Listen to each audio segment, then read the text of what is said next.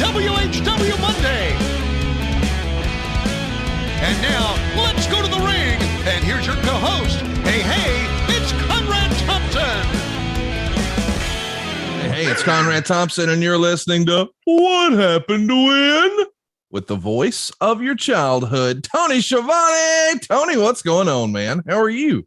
Wow, Conrad Thompson, it is great to see you again, fella. Where you been? It's great to be seen. Excited to be back with you. Tony, I did too much. Eventually it was going to catch up with me, and it did. Yeah. We did that whole press conference for Rick in Nashville, and I started to get sick maybe 2 days before. The day before, I was not feeling all the best in the world. The day of, I shit my pants at the press conference, just beside myself sick. And so I skedaddled out of there, and dude, I kept testing negative for Coco V, but Lord, it felt like it because I was just down for the count. But I'm back amongst the living. Yeah. And I'm excited that we're home stretching it here. And I'm so glad I'm back with you. Although I did hear you had a lot of fun with our mutual friend, Cassio Kid. Yeah, Cassio's a great guy, really talented guy, and had a lot of fun with him. He's got a very infectious laugh. And he's just good. So it was a lot of fun, but I do need to say this. Did you go to the doctor? Yes. My wife, as you know, is a low-key doctor. No. You know what? I love your wife, but bullshit. Did you go to a doctor? We go to, she works with her doctor. She does medical research. Her partner's a doctor. I go to her doctor's office. There was an entrance into the facility. So you get free medical care because of the hookup. Well, I don't know about the free. I mean, it's still on my insurance and stuff. Okay. So did the doctor tell you to slow your big ass down? Did he tell you to do that? Like we've all been telling you? Yes, he did. Okay. And you said, I'll do that. You kind of did. Right. You did. I did. I mean, I did exactly. I followed all the instructions, Tony. Okay. Well, good. Okay. Well, you can be a stubborn dickhead. So I just wanted to know that. Well, good. I'm glad to see you're following the doctor's care. I'm glad you took some time off. It just in time to plunge into StarCast 5. Here we go, baby. I'm back. Both feet in the fire. Yeah. I'm pretty excited about it. I know that not everybody has had a chance to see it yet, but we've been working on a docu-series building towards Ric Flair's last match. And at the end of today's episode, we're going to take a look at some of that stuff. But to get us started today, we're watching July 22nd, 1997. Yeah. Tony, this is a Tuesday Nitro. Right. We just covered the Nitro right before this, earlier this week with Eric Bischoff. And of course, last week, Eric broke down Bash at the Beach, 1997. Yeah. So we're still in that transition period from we're leaving Bash at the Beach, and now we're headed towards, I know your favorite, Road Wild. So this should be a lot of fun. It's a Tuesday Nitro that I think Derek Sabato and stupid ass Silva have decided to call It's Sting or some such shit. So today's episode should be fun, man. Looking forward to this. I love watching old Nitros with you. The good old days of wrestling, baby. Yeah, I love them too. You mentioned that my favorite Road Wild. I really did enjoy going out to Sturgis. Wearing that biker gear, looking like a badass. Right, but it was a freak show out there. It really, really was. But it was really cool to see it and to experience it. Plus, I always had a rental car, and I would drive to the next town, sometimes Denver, because we had an off day. We do it on Saturday, right? Mm-hmm. We would do Road Wild on a Saturday, or Hog Wild, whatever it was called at the beginning. We did that on a Saturday. Then we would have all Sunday to get to the next town, which would be Monday for Nitro. And I think, if I recall, twice we did Denver, and one time we did Wyoming, maybe Cheyenne. I can't remember. So I would take a rental car and I would drive through places I've never driven before. Right. And you love that. And I love doing that. I just felt the freedom, and I got to see Mount Rushmore. I just loved, I really like it out there. I got to see Deadwood, which is like a little casino community stuck in the hills somewhere. And you love their HBO series. I'd never watched the HBO series. Oh, you would love it, you cocksucker. Yeah, well, I probably get around. There's so much to watch. Well, you'll appreciate me throwing cocksucker at you once you watch it, because that's not normally a word I use here on the program. Oh, really? No, I use motherfucker, but cocksucker, that belongs to Deadwood. Okay, very good. And the first time I watched it, I remember thinking, man, were they sucking cocks all the way back then? Like, cocksucking's been around a long time, man. I thought that was more modern invention. You know, I felt like somebody in the 70s was like, hey, what about this? Yeah. I didn't know. Yeah, it's amazing where these words began. Who knows? Anyway, so going back to the beginning of this, I always did like Road Wild. So this was always a pretty good time. Tell the truth. The reason you like Road Wild is you got to see some boobies.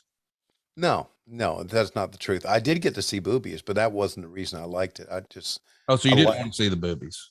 No, it's not that. You like the boob? I'm not sure. Were you in or out on the boobies? I was in. Okay. In on the boobies. Thumbs up. But I'm for them. I'm for them. Why are you out of movies? You think Lois would have enjoyed Road Wild, Sturgis? No, Lois doesn't really enjoy traveling at all. Who would have had a worse time out there? The Harlem Heat or Lois? Lois. Yeah, she would have loved, you go through downtown Sturgis and you see all these like tattooed people and tattoo vendors and things like that. It's just, and of course, Sturgis has, I'm sure, changed through the years. I don't know why we get into Sturgis here, but because we're not watching Road Wild. Anyway, Sturgis has changed through the years, I bet, from really, really tough bikers to a lot of weekend bikers, guys. We talked about this before. I think next year we should do it. We need to have an event out there. I'd love to go out there again. I bet if I had to guess, I haven't asked, but if I had to guess, I would bet that Eric Bischoff would enjoy it too. Oh my God. Well, he was the driving force behind that event. Of course. So yeah. Why don't we do it? Well, you know what'll happen. I'll say I'll do it and then I won't show up. Oh, I'm very familiar with that phenomenon. Yeah. Here's what I know though. Eric had a hard on back then for motorcycles, and you yourself, you like the boobs. So Road Wild was a good fit. Sort of like this podcast and Blue Chew. Come on, ladies and gentlemen, you know the deal. This episode is sponsored by Blue Chew. And guys, the temperatures aren't the only thing that's rising this summer. You see, confidence can take you far in life. It can also help in the bedroom, especially when it comes time to step up to the plate. And that's where Blue Chew comes in. We're talking about a hot tag for your ding dong, son. Blue Chew is a unique online service that delivers the same active ingredients as Viagra and Cialis, but in chewable form and at a fraction. That's right, a fraction of the cost. Now you can take these Blue Daddies any day, anytime, day or night. Plan ahead or be ready for a run-in, if you will. Now, the process is simple. You'll sign up at bluechew.com. You'll consult with one of their licensed medical providers. And once you're approved, you'll get your prescription within a few days. Now, here's the best part. It's all done online. That means no visits to the doctor's office, no awkward conversations, no waiting in line at the pharmacy. The tablets are made right here in the USA. They're prepared and shipped directly to your door, all in a discreet package. But there'll be nothing discreet about your total package, Lex Luger style, when you get one of these Blue Chews pumping through your veins, and here we go. So if you can benefit from extra confidence when it's time to perform, Blue Chew can help. And Tony, I think we've got a special deal for our listeners. If you could benefit from that extra confidence that Conrad talked about, and we've got a special deal. Try Blue Chew free when you use our promo code WHW at checkout. Just pay $5 shipping. That's bluechew.com, promo code WHW to receive your first month free. Visit BLUECHEW.com for more details and important safety information. And we thank Blue Chew for sponsoring the podcast. As you know by now, we always come to you from the Blue Chew Studios, bringing you what happened when. So when you enter the Blue Chew Studios, did you start chewing one up just in case? I'm just wondering, about halfway through this Nitro, will you be so hard even a cat couldn't scratch it? I'm just trying to prepare myself. Well, I don't know, but I can tell you this, because of all as Blue Chew's been with us a long time. Since the beginning. And I don't think there's any question that what happened when and Blue Chew have built this great relationship. 100%. To the point to where when I even hear the word Blue Chew, I started thinking, yeah, baby. just Blue Chew. Just say the words Blue Chew, and I start getting Pavlovian with you now. How about yes, exactly. Pavlovian. Very good. So, boys and girls, hopefully you're as excited about Nitro as I am, because I'll never get tired of it. Today we're watching season 3, episode 29. It's July 22nd, 1997. That's season 3, episode 29. And we hope that you'll at least consider patreon.com/WHW Monday, because if you do, you're going to get these shows early and ad free. We're also going to get you together once a year for a big hubaloo we got coming up. Right at the end of the summer, maybe like 6 weeks from now. It's going to be a lot of fun. But I say all that to say, when Nitro goes to commercial, if you're watching the free version of our program here, we too are going to do some commercials. But you don't have to listen to those commercials over at patreon.com/WHW Monday. So you get a bunch of bonus content and all that jazz, but no commercials, just more Tony. How about that? Yeah, how about that? So, Tony, I'm all queued up on my end. I'm at 0000, and I think this is usually the time where you have a bit of a special countdown for us. Yeah, we go to our buddy Steph Chesney, who I finally got to meet in person back when we were in Las Vegas recently for Double or Nothing. And I realized that in person, he stands about 6'8". Oh, wow. Okay. He's a multi-talented guy, big pain in the ass, but we ignore that because you know what? Our life is full of pains in the asses, and we just accept people for who they are. You got it, Bubba. You got it. Well said. He's very talented, and he's got our countdown as always right here. Okay. You know it's all about you, baby. Holy shit, I hate, baby. You know it's all about you,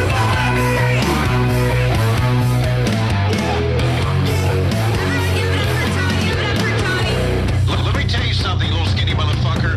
I will beat your ass, plus I will beat your ass in video games. I know that you're freaking lying. How's it gonna feel to go back to Connecticut and tell the fuckers that an old 63-year-old man beat your ass?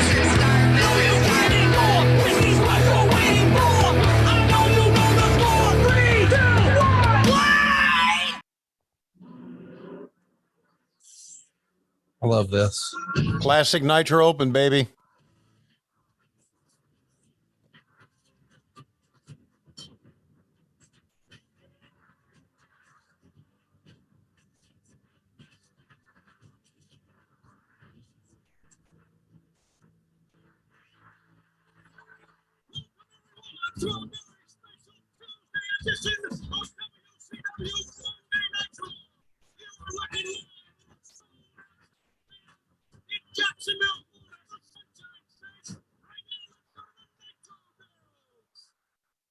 So, Tony, this is the second episode of Nitro when the Nitro Girls were there. They debuted 1 week prior. Wow. Okay. So this is the very early beginning of the Nitro Girls, and you see that, you know, we're actually starting the show with them, Right.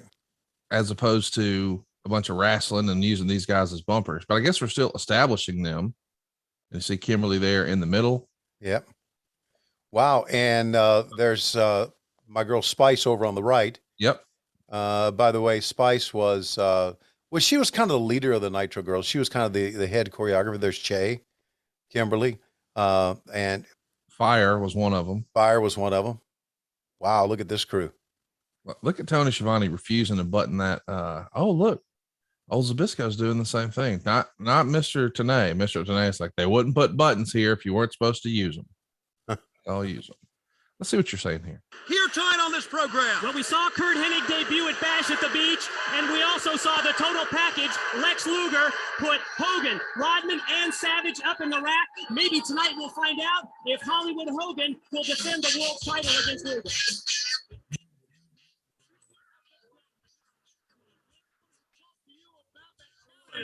Made by Lex Luger last week on this program that was really by the entire New World Order, but we may get an answer right here. Hollywood Hogan is right behind us.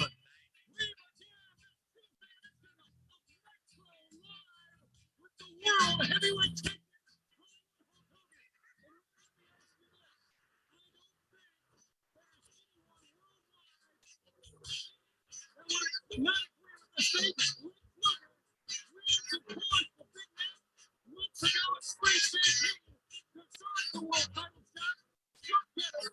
I know that I'm a homer, but man, it's so cool to see Hogan and Bischoff come through with the big gold. Like, this is such a classic, iconic look. Yeah. Just takes me back, man. This is 1997, and I love every minute of it. Well, this the Nitro Open and everything. This is what, for wrestling fans, what the 90s was all about. Absolutely. All about, this was it. I mean, and I do know that on the other channel there was, you know, the Stone Cold was becoming a big star, and The Rock and everything. But to me, this was, of course, in my life, this was it, man. And what a turn when I see this, you know, just blows me away. Also, what blows me away is the fact that this building, the Jacksonville War Memorial Auditorium, is no longer around. They tore this down.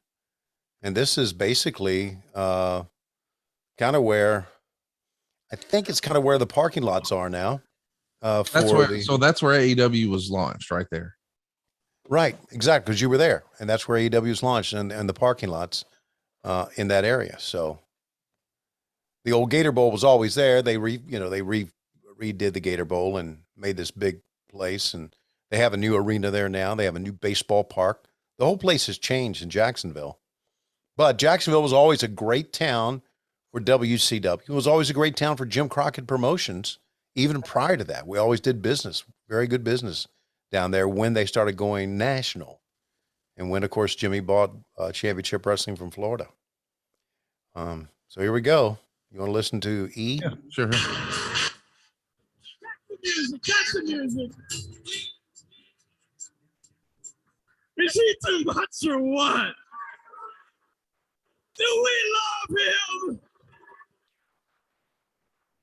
I know we do. But Hollywood, brother, after the beating you gave Lex Luger, you got to do me a favor, man. You're already breaking the spine. Let's take this one easy. Let's sit down. Have a seat tonight. Let's relax a little bit here. You know, you are the hardest working man I know. Sitting back and staying a while, so just wave on, brother. You know, Hollywood, like I said, you kick Luger around like an old bag of dirt. And it reminded me of something a wise man told me a long time ago.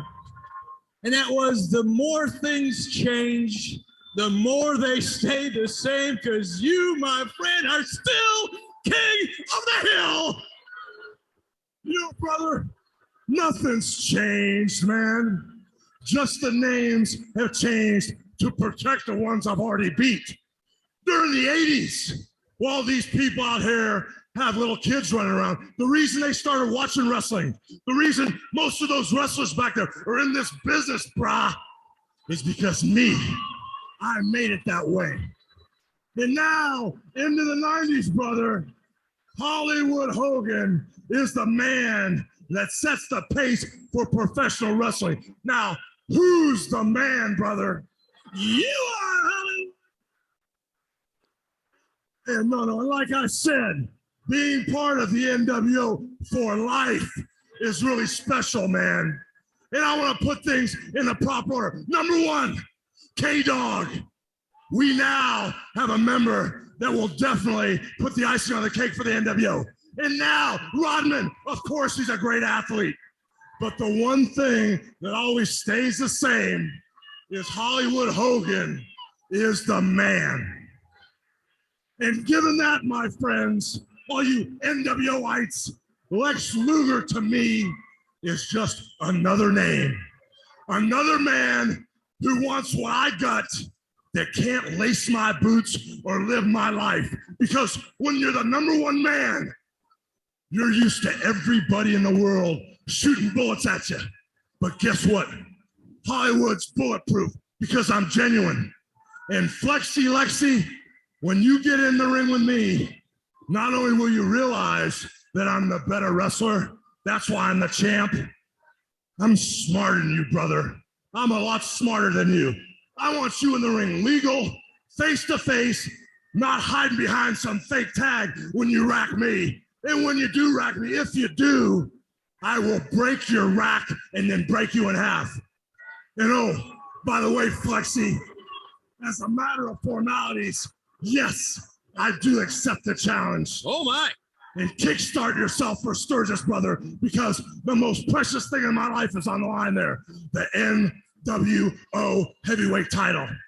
Just to recap here, we're 2 weeks prior to Nitro 100, where we try a 3-hour Nitro for the first time. And unbelievably, Lex Luger wins the world title and beats Hulk Hogan. Right. Just days before, I would say 6 days, but I guess it's 5 days before Road Wild. Right. But that's what we're setting up here. And behind the scenes, by the way, in a dark match here, Bill Goldberg beat John Betcha. A week prior, he was known as Bill Gold, and he beat Hugh Morris. And back in June, on the 23rd, he had his very first dark match at a Nitro where he built Sergeant Buddy Lee Parker. Of course, these are guys he had been able to work with a lot in the power plant. Yeah. We see him debut in September in Salt Lake City. And it's kind of cool to know that on the anniversary of that, the 25th anniversary, WWE is going to be running a show in Utah. I bet there's some sort of Goldberg tie-in if I had to put money on it. Yeah. Here comes K-Dog, buddy. Yeah, the newest member Yeah. of the NWO. We should mention here, there's a sellout in Jacksonville. 7,465 folks in the building. 6,264 of them paid. $100,979. Meltzer would call this overall a good but not great show.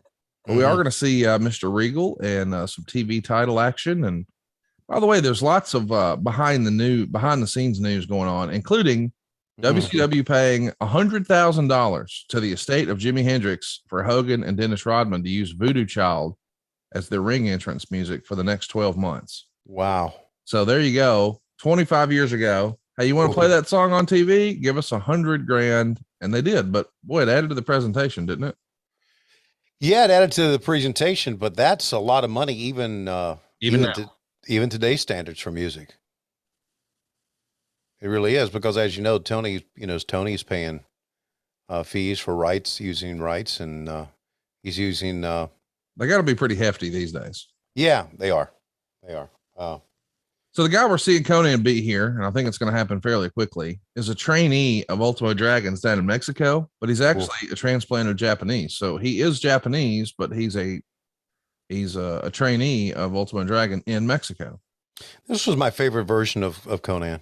K-Dog. Yeah, K-Dog. I agree. Yeah, how he came in, This is going to be the finish, I think. Yeah. This could be it. Conan, he's wasting no time here. The Tequila Sunrise put on, pulling back, and Tsubasa. That right there is like a Jim Crockett Promotions 605 old school squash, is it not? Yeah. Oh, of course. Of course. When, as Tully Blanchard so rightfully accurately said, the TV show was nothing but a infomercial to get you to come to the arenas.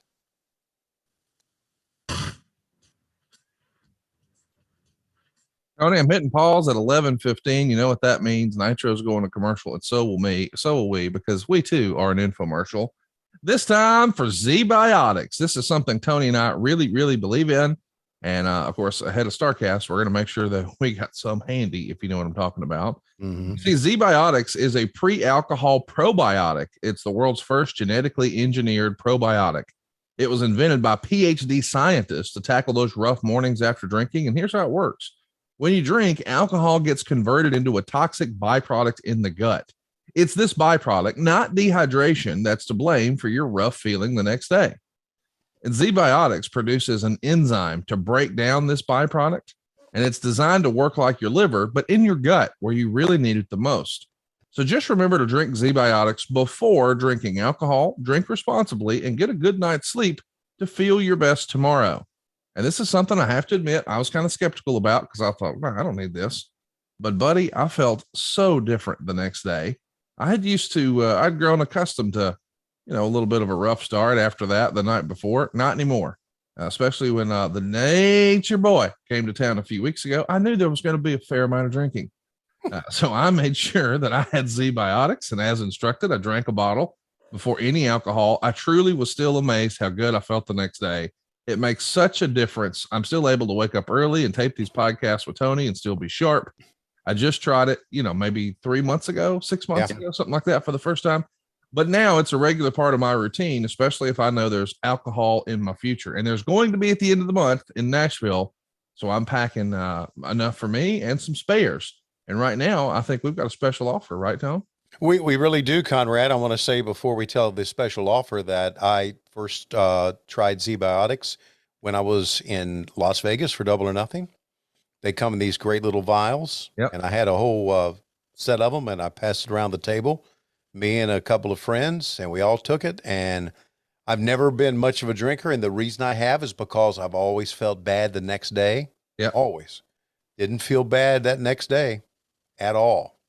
And that was a wake-up call for me that, hey, you know what? You may be able to enjoy a drink or two with your friends. Love it. So we want you to give Z-Biotics a try for yourself because Conrad and I have tried it, and we go 2 thumbs up. Go to zbiotics.com/WHW to get 15% off your first order when you use WHW at checkout. It's that simple. Z-Biotics is back with 100% money-back guarantee. So if you're unsatisfied for any reason, they'll refund your money. No questions asked. Remember to head to zbiotics.com/WHW and use the code WHW at checkout for 15% off. Thank you, Z-Biotics, for sponsoring this episode of What Happened When. And without further ado, let's get back at it. I'm at 11:15, and Tony, we're ready to go here in 3, 2, 1, play.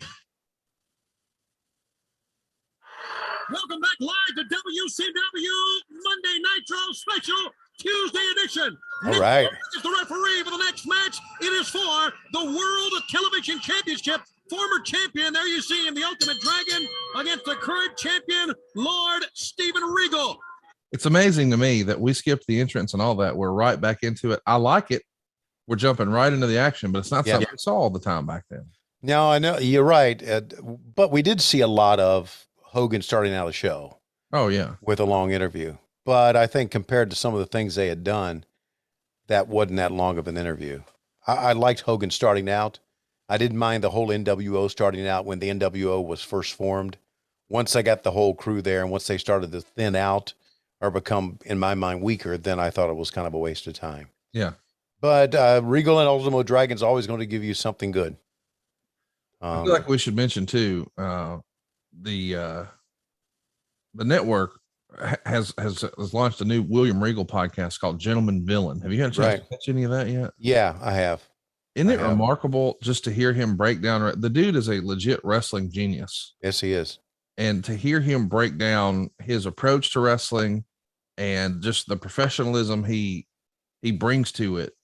And then just to hear him break down a match, the mechanics of a match, what's happening, why it's happening, why he's doing what he's doing. It's a masterclass in pro wrestling, and you can see why he's so well respected. Check it out anywhere you enjoy podcasts. Gentleman Villain. We just think the world of Mr. Regal, and man, his podcast is unlike anything else out there. Wouldn't you agree? Yeah, it's completely different. Matt Kuhn is the co-host, but despite that, it's really good. Yeah, don't judge it for that. Right. But Regal is, since Regal has come back to work at the same company where I work now, we spend a lot of time together again. Regal will, how do I say this?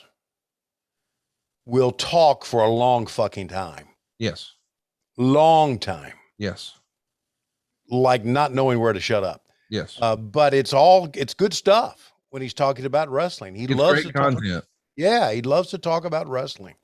And he knows more about it, as much about it as anyone. And also, wow, what a bump there. I did not expect to see that. No, I didn't either. And knowing what he went through in his personal life, he struggled. He had his problems, had his health problems, had his problems with. He told me to go back and watch an uncensored show where he was really out of his mind. And it's great to see him work. And where he beat the shit out of Finley. Yeah. That's one of your absolute favorite matches. Yes, it is. And then there was another one, maybe a year later or 2 years later, where he was having his personal problems and everything. And look at this.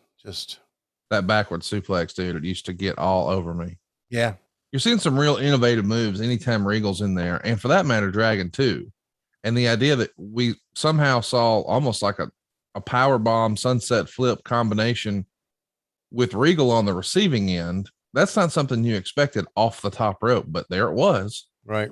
These guys are tearing it up. I think everybody knows that Ultimo Dragon's one of my favorites. Oh, check this out. The Dragon Sleeper. Look at the crowd, dude. Sure did. The Dragon Sleeper out of nowhere. He put it on Regal, and then he tapped out, and the Ultimate Dragon has become a champion once again. How about that little title switch here? That's pretty cool, dude. And that's one of the reasons fans pop love seeing a title switch. It feels important. Yep. It's awesome. Absolutely. I want That to was cool. I want to mention there's the reason this show was preempted is you guys had there was a big Civil War miniseries. Oh, boy. And I guess TNT probably wasn't upset because it did a 4.1 rating, which is more than even Nitro was doing there. Right. But still, getting preempted, never fun. It was pretty common back in the day on the other channel for the dogs or tennis or whatever to preempt it. But Right. occasionally they would just be like, nope, we got this movie. Fuck you, wrestling guys. Yeah. Yeah, it did do big numbers. I think it was Andersonville, maybe, about the prison, the Civil War prison. Maybe. Yeah, Andersonville prison is in Andersonville, Georgia. I'm looking it up right now. And I remember when that came out, everybody went, what the hell? But Andersonville did a real big business for TNT. Oh my goodness. Here comes Richard with a 3-button coat. You never saw him wear 3 buttons. that was like a Steve Harvey phase of his life, I guess. Yeah. Let's Right. check it. Camp Calloway would be in love with you, Ric Flair. I think we got some action here tonight. Me! Woo! Gene. Thank you. They're not opening their arms a lot of warmth for the Nature Boy tonight. Jacksonville, that's too bad. Because tonight, woo, is the night the wrestling world has awaited. The Enforcer, Mongo, and the Crippler Benoit, woo, along with the Nature Boy, have made a selection. And tonight, without further ado, wrestling fans worldwide, the newest Fourth Horseman. Woo! Honey, you guys over there, hang on to your hats. This is history in the making. The newest member of the Horsemen being introduced by the head of the pack himself, the Nature Boy. Wait a minute! You gotta be kidding! 6? He's the newest member of the Horsemen? This can't be right. It's Flair. No, look, what is this? He's taking his jacket off. Is this a mistake? Is this a mistake? Gentlemen, please, what's going on here? This can't be, Rick. You're in the wrong place at the wrong time again, kid. I see you're expecting someone different, Flair. What's the big idea coming out here in Jacksonville, Florida, telling everybody you got a fourth horseman coming out here tonight? Bottom line is, there is no fourth horseman coming out here tonight, baby. The bottom line is, the horseman is a thing of the past. Arn Anderson, he's out. You've already been out once with the shoulder. You came back because you spent all your money. Let me up. I ain't finished with you. Gotta cut you off, man. I have been censored because of you. I've almost lost my job because of you. And because you're here and I know how bad you are, I'm gonna walk away from you, brother. You're too tough. You're one NWO. Gene, all the way. Yeah. Photo. What is this? Hit him again! He introduced them. Apparently, 6 coming out was not the man who should have been introduced. Here comes Chris Benoit. Here comes... You guys wouldn't be pulling this crap if Hall and Nash were here. I guarantee you that you wouldn't be pulling it. He said something to you, Crippler. Why don't we just find out? It's so sad that if Paul and Nash were here, he wouldn't be pulling this. We'll try sort it out and stay tuned. We're live in Jacksonville. This is Nitro. So Tony, it's 20 and 8. So I'm going to go ahead and press pause right now and remind everybody about something that you and I know a lot about. Pro Wrestling Tees. They are bringing you something great. If you're not already in the loop on Pro Wrestling Tees, not only do they have like 2,500 pro wrestlers from like Sting, Macho Man, Stone Cold Steve Austin, CM Punk, and so much more, they've also got premium wrestling merch at ProWrestlingTees.com. They've supported well over 100,000 products that are shipped worldwide. And when you order from Pro Wrestling Tees, all the profits go directly to the wrestlers or their families. So visit ProWrestlingTees.com today. But more importantly, have you heard about Powerbomb Pizza, Tony? I have. Powerbomb Pizza from Pro Wrestling Tees and powered by Kitsch Data. Powerbomb Pizza is pizza crafted and sold by pro wrestlers. How about that, Conrad? Pizzas and wrestling. Come on, sign me up. Powerbomb Pizza is the first delivery-only pizzeria with over 30 locations that combines wrestling with handcrafted classic pizza recipes. All the profits go directly to the wrestling legends you support, like Mick Foley, Rowdy Roddy Piper, Bret Hart, Eddie Guerrero, and more. Order today on Uber Eats or visit powerbomb.pizza.com. Serious business. All these years later, Tony Schiavone and I are still in business with Pro Wrestling Tees. If you go check out adfreecares.com, you'll see that we're selling our own shirts there, and we donate 100% of the proceeds directly to St. Jude's Children's Hospital. But what's great about ProWrestlingTees.com is they don't just do business with our podcast, but literally almost any wrestler you could think of, and legacy brands too. And it's not just, hey, they have a deal. No, they're taking care of the boys that you grew up loving. It's ProWrestlingTees.com, and now Powerbomb Pizza, dude. I'm itching to try this. I think they've got a location near Nashville. I'm going to have it at the end of the month. I can't wait. There you go. Me neither. I can't wait to check it out. Powerbomb Pizza is pizza crafted and sold by pro wrestlers. Can you get any cooler than that? And of course, again, our buddies for Pro Wrestling Tees, some of the great guys, based out of Chicago. I've been to their location before. Their warehouse. Just they've changed the wrestling merchandise business. They really have. No doubt. Go check it out right now. ProWrestlingTees.com and PowerbombPizza.com. And Tony, without further ado, I'm at 20 minutes and 9 seconds. Let's get going here in 3, 2, 1, play.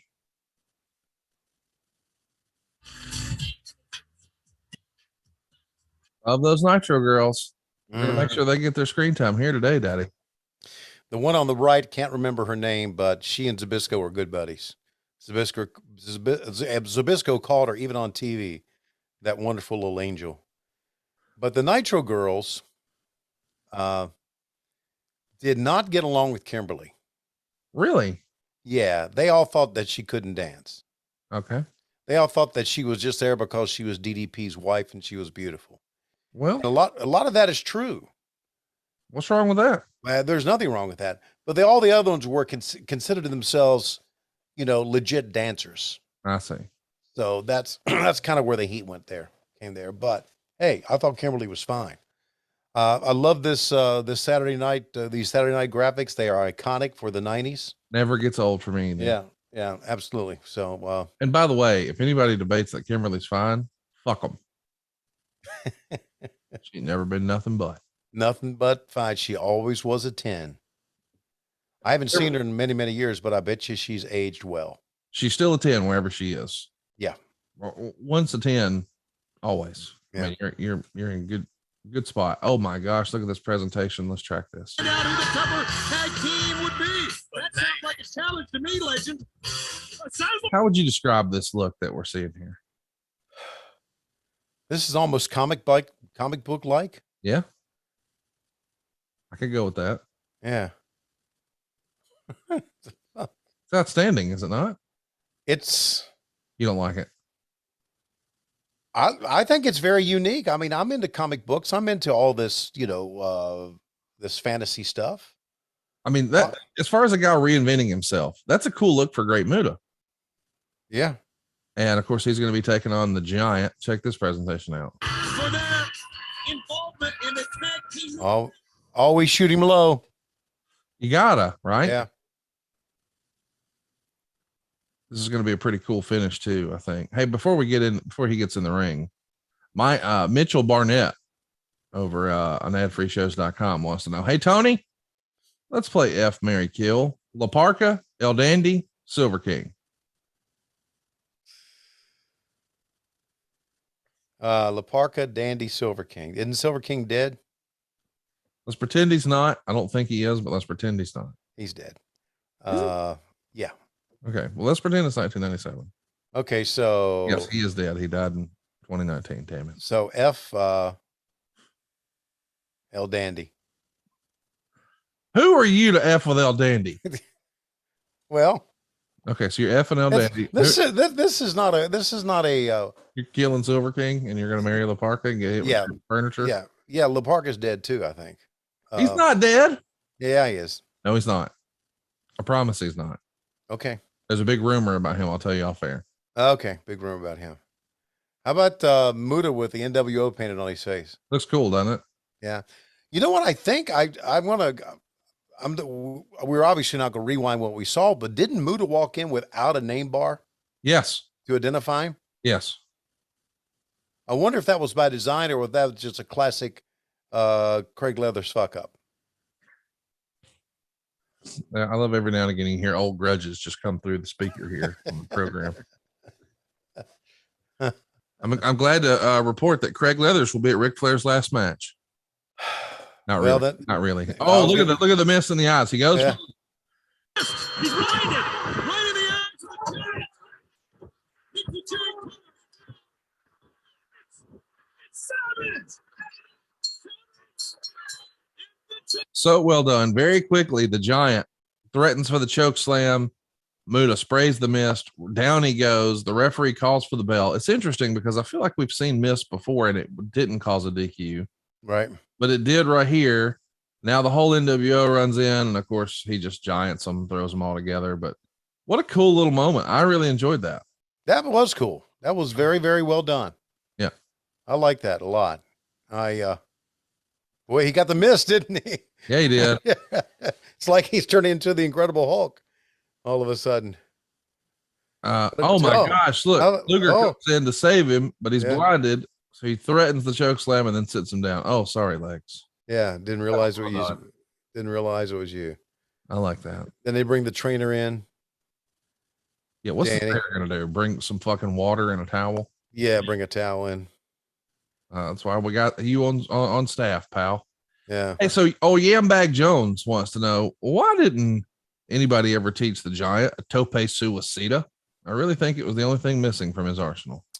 Yeah, it probably was. And if you would take the Giant of the 90s and put him in a time machine and fast forward to 2022, he probably would try tope suicida because it seems like every fucking buddy's trying one now. So we're not going to repeat it because it's not the best taste ever, but you can tell the truth. How many times have you thought about my tope suicida joke that we put behind the paywall on Patreon? You laughed. You don't even remember it, do you? No. You laughed so hard. It's the hardest you've laughed in a long time. Okay. I'm so happy about it. I told some mutual friends of ours. Yeah. It's in poor taste, but we were doing a watch along from back in the day. Okay. Over on WHW, and you asked a question about a famous star, and oh, look, moments ago, we're seeing an entrance from moments ago. They're showing an entrance again. Let's track it. Something's about this is cool. Nitro returns to the New England area at the Worcester Centrum. How would it say moments ago? Wow. That moments ago was supposed to be on the screen during the Giant chokeslam. That Craig Leathers. Uh-huh. I'm Yeah. just gonna start doing it with you. Yeah, he sucks. Yeah, I think it's interesting. We just heard Tanay talk about the Worcester Centrum. Well, that's where AEW is going to be next week. Oh, and by the way, next weekend, or I Uh-huh. guess this weekend, as folks are listening to this, Ring of Honor doing a pay-per-view, baby. You gonna stick around and check that out in Lowell? Yeah, I'm going to be there. Man, You won't see me, but I'll be there. the 2 out of 3 falls with the Briscoes and FTR, sign me up. Gresham and Claudio Castagnoli, sign me up. Yeah. You guys have a pretty stacked card there. Yeah. I think the FTR and the Briscoes, I mean, they tore it up, the Super Card of Honor. Oh man, we were when you came to our Airbnb, we were watching it for the second time. Yeah. It was outstanding. Yeah, it was. So we are going to, we're going to have a great show. We really are. I'm Ain't no doubt. really happy with it. And I get to see Ian again, who's one of the nicest guys ever. And, just a lot of Ian Riccaboni, you mean? Ian Riccaboni. Yeah. He is fantastic. He's One going of to be with us in Nashville. Yeah. I looked at the lineup for Nashville. Yeah. Holy shit. Oh, you like it? Big payroll there, buddy. Oh God. Listen to you. Yeah. I hope there's some money left for me. Anyway. Card looks pretty good though, does it not? What's that? That card looks pretty good, doesn't it? Yeah, it looks damn good. I like it. So we got Mongo and Dean Malenko tearing it up. Yeah. Of course, these guys are both going to be horsemen, but man, Mongo in the fight of his life, still hanging on. He's a fighter to the end, dude. Yeah. Saw a recent picture of him. Did you see the recent picture of him? I did. Ugh. Heartbreaking. Yeah, it is. And, Dean has had his health problems as well. I see Dean every week. He still, though, has his sense of humor about him. He announced when we were at was it the first Starcast? Remember I did a show with him? Yeah, I think that was The second one, maybe? third one. Third one, okay. And he announced that he had Parkinson's. Mm-hmm. He's battled through it. He's done quite well. He's still very viable and backstage and healthy. And I saw him. Actually, I was in Orlando yesterday as we're taping this and saw him backstage. And still, and I've mentioned this so many times, maybe one of the top 5 funniest men ever in wrestling. Great sense of humor. One of the best. And brutally honest when it comes to coaching matches and working with kids, which is what we need more of, man. What we need more of. There's a fine line, and I say this because I've been working closer with talent now. There's a fine line between being brutally honest with talent and not discouraging them from trying different things. Right. I never realized that until I started working in AEW, but it's there, man. It's absolutely there. So, but Dean does a great job of that. Does a great job. So I have a lot of respect for him. And I really feel for Mongo. I probably should reach out to him. It's stupid to reach out to him and ask him how he's doing, because you know how he's doing. But maybe just reach out to him and let him know I'm thinking about him. But he was at a Starcast, wasn't he? Oh yeah. Yeah, that's a Starcast when he was telling me about putting girls on scholarship. What a great line. Yeah, I know.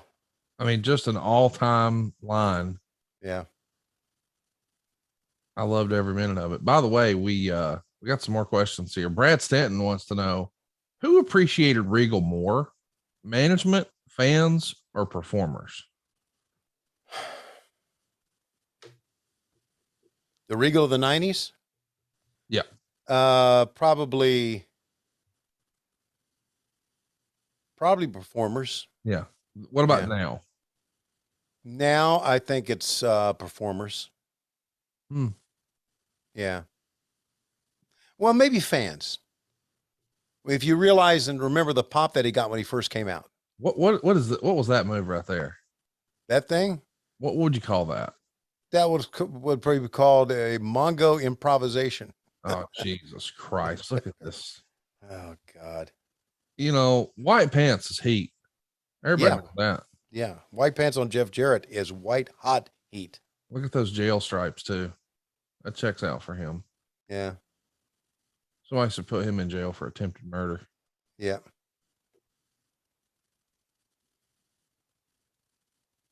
Uh-oh. Here comes some shenanigans. Wait, Steve.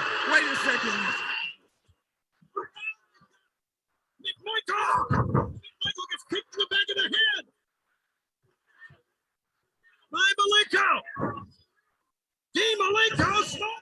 1, 2, 3. Listen, I love Mongo, but that's one of the worst looking small packages I've ever seen.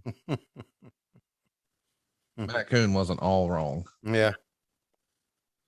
Malenko, you can just see it on his face. He's like, "Yep, it's over, guys."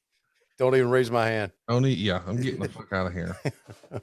Josh Fields wants to know, Tony, is the atmosphere backstage different during a show that's taped versus live, or the talent more relaxed, knowing if there is a mess up on a tape show, it can be reshot or edited out? There's no question. It is.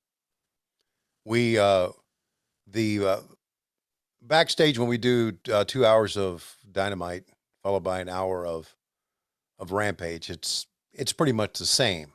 But when we go to Orlando and do darks, yeah, we really have a good time because there's no pressure at all. We have a great time at the gorilla position with Tony and with all the coaches. It's fun, and I think everybody really enjoys it. Oh, here we go. Let's track it. Jeff Jarrett, that's the man that beat you for the United States title. You've always been able to handle things. Hey. What were you let him answer that question? What were you going to say, Gene Okerlund? He's always been able to handle things on it. Wait a second here. Mongo trying to get next to you. This is exactly what I'm fixing to talk about. He needs somebody to watch his back, just like I need somebody to watch my back. Because the Four Horsemen, they're jealous of me. All three. Whoa. No. That's what I'm talking about. Dean, you need somebody to watch your back. I need somebody to watch my back. Because the Four Horsemen, they're jealous of me. I've got the title now. Ric Flair, Arn Anderson, Benoit, all of them got one thing in common. They're jealous of Jeff Jarrett. Now you need somebody to watch your back. Hey, what about Eddie Guerrero? He came down. Wow. Exactly. All I did was seize the opportunity when I put the figure 4 on you. I just took the opportunity when it was presented in front of me. Wait a minute. He admitted it there, Dean Malenko. Gene, I said from the beginning, the first day I stepped in WCW, Dean Malenko needs nobody. I'm a man that stands by himself.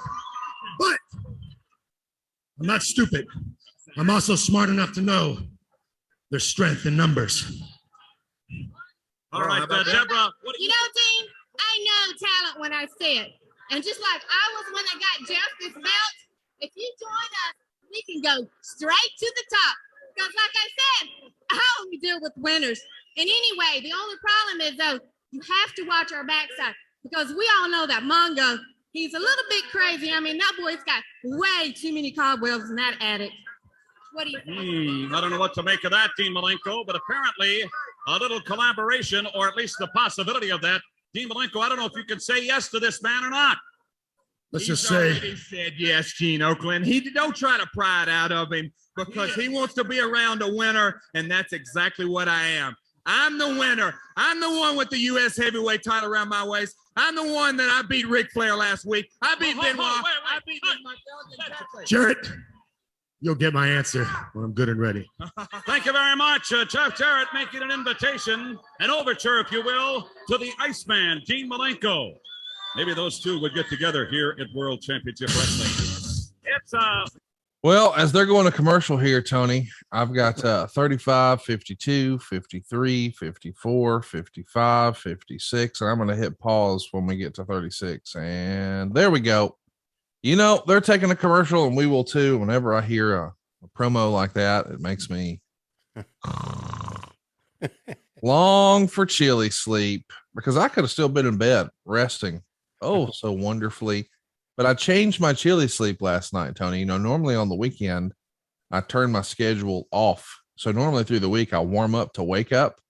But on the weekend, I'm like, you know what? I can just sleep as long as I want to.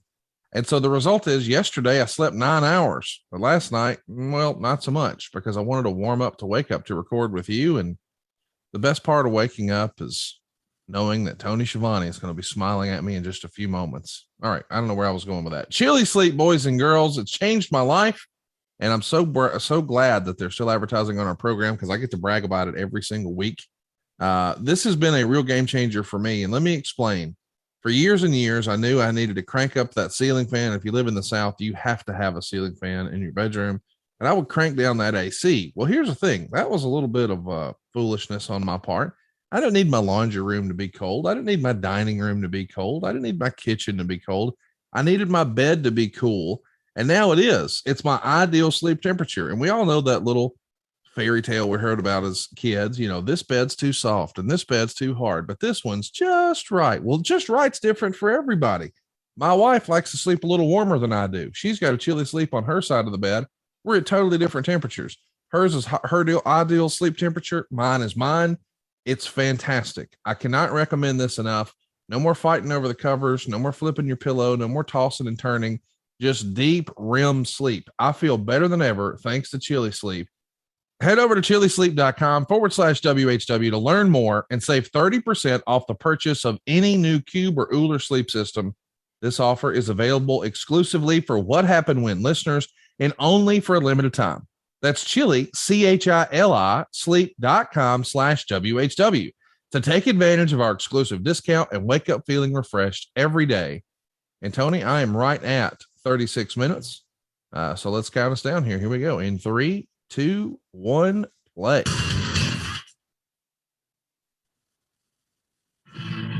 Welcome back to WCW Monday Nitro on a Tuesday night.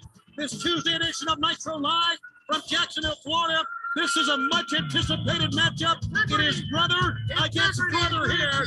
Hector's on the outside, and Eddie is already in the ring, Mike, today. The ultimate in sibling rivalries with the Guerrero brothers going head-to-head, one-on-one.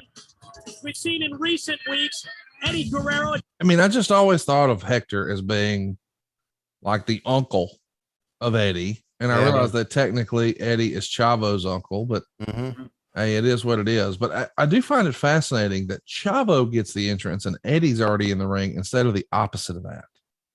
You mean Hector? Yeah, that's what I mean. I'm sorry. Yeah, I felt like Hector would have been in the ring already and we shoot Eddie coming down, and it was the opposite of that. And just earlier this week, we talked to Eric Bischoff about the Nitro prior to this episode. And he said, in his opinion, this is peak Eddie Guerrero physically, not like his career milestones that he would achieve and all that. Just the physical presence of Eddie Guerrero. This is probably as good as he ever looked. He's right on about that, man. Yeah. He looks great. He is so fluid. Look at one thing that Eddie was good at. What? And it's something that we don't talk about enough. He was good at falling. Oh yeah. He could fall. And in other words, he could take a bump, or he could make you look so good just by fall, the way he fell. He was just so smooth. He could tumble on the mat with the best of them, man. God, what a tragedy that he is not with us anymore. No doubt. Yeah. One of the all-time greats, man. Yeah, absolutely. See, Eddie, see how Eddie's helping this out? He is. Yes. Yeah. And that's what I'm saying about Eddie Guerrero, how he could tumble. He just, Two Count Kyle says, as a kid, this kind of match was lost on me. It wasn't until I got older I could fully appreciate it. With WCW widely being regarded as the forefront of introducing Eddie and his style to the American mainstream, do you think the audience was able to fully appreciate the legacy and importance of this match? And Tony, did you think you could appreciate it at the time? This style of wrestling? No, not at all. Isn't that crazy that we had it and we didn't realize it? Yeah, no, we so caught up with the NWO stuff. See how Eddie how hard Eddie hits that turnbuckle. Yes. I think I love speed in the ring. Yeah. Eddie had that. Shawn Michaels had that. And there's a kid out there now. I'm going to put him over here. Konosuke Takeshita. Hey, who has that as well, man. Speed in the ring. Hit those freaking ropes like you're on a dead sprint and bounce off. That's so good. Shawn Michaels was the best at it, I thought. Eddie was great at it too. Here's a little spoiler. It hadn't been announced yet, but I'll smarten you up. All right. He's going to be in Nashville. Ah, man. You know what's funny is I know you're not a big rap fan, but every now and again we've done Tony Reed's rap here on the program. I don't remember those. And you've done some with a rapper out of Memphis named Project Pat. And he has a very specific cadence and delivery. And there was one line that you really loved. It was on his song Chicken Head, where he said, you should have paid your light bill. You bought an outfit. And it got all over you. Yeah. But he pronounces things a certain way. Yeah. And so when Takeshita, if you have never heard it pronounced, and you're a Project Pat fan from the South, you might even think it was Takeshita. It'd be Tony Schiavone. He would do it that way. And so if you pronounced it phonetically, Project Pat style, Takeshita. And so when one of my friends pointed that out to me, every time I see his name now, I have to really focus and try to don't say it like that. That's not his name. It's not it. But yeah, Takeshita is going to be a huge, huge star. Yeah, I think all of us AEW kind of realize that. And look at that frog splash with the river. The best. I asked Eric earlier this week, who do you think had the best frog splash? Rob Van Dam, D'Lo Brown, Eddie Guerrero. What do you think? Yeah. To me, Eddie Guerrero is the man. Yeah, because I saw more of Eddie Guerrero than I saw of D'Lo and Rob. Oh, look at the crowd reacting to Malenko knocking Eddie down. And this, right, by the way, is like an ECW hardcore fans' wet dream. Yeah. They had such an incredible series of matches in '95. People were talking about them as the matches of the year. And to see it happening on a big stage like this on TNT. Yeah. That Texas Cloverleaf, by the way, in '97, that was my favorite submission. Yeah. This was one of the great rivalries. They've got a decision to make here. Look at Hector. That's his brother. Yeah. Nope. Blood's thicker than water. Get off of him. Sling Blade doesn't know what to do. He's lost control.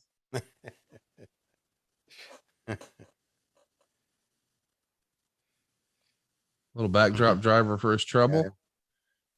Yeah. And Eddie's like, no, I'm good. See you later. That's great heel stuff, man. How awesome is that? Hector comes to his rescue, doesn't get that same love back. I know.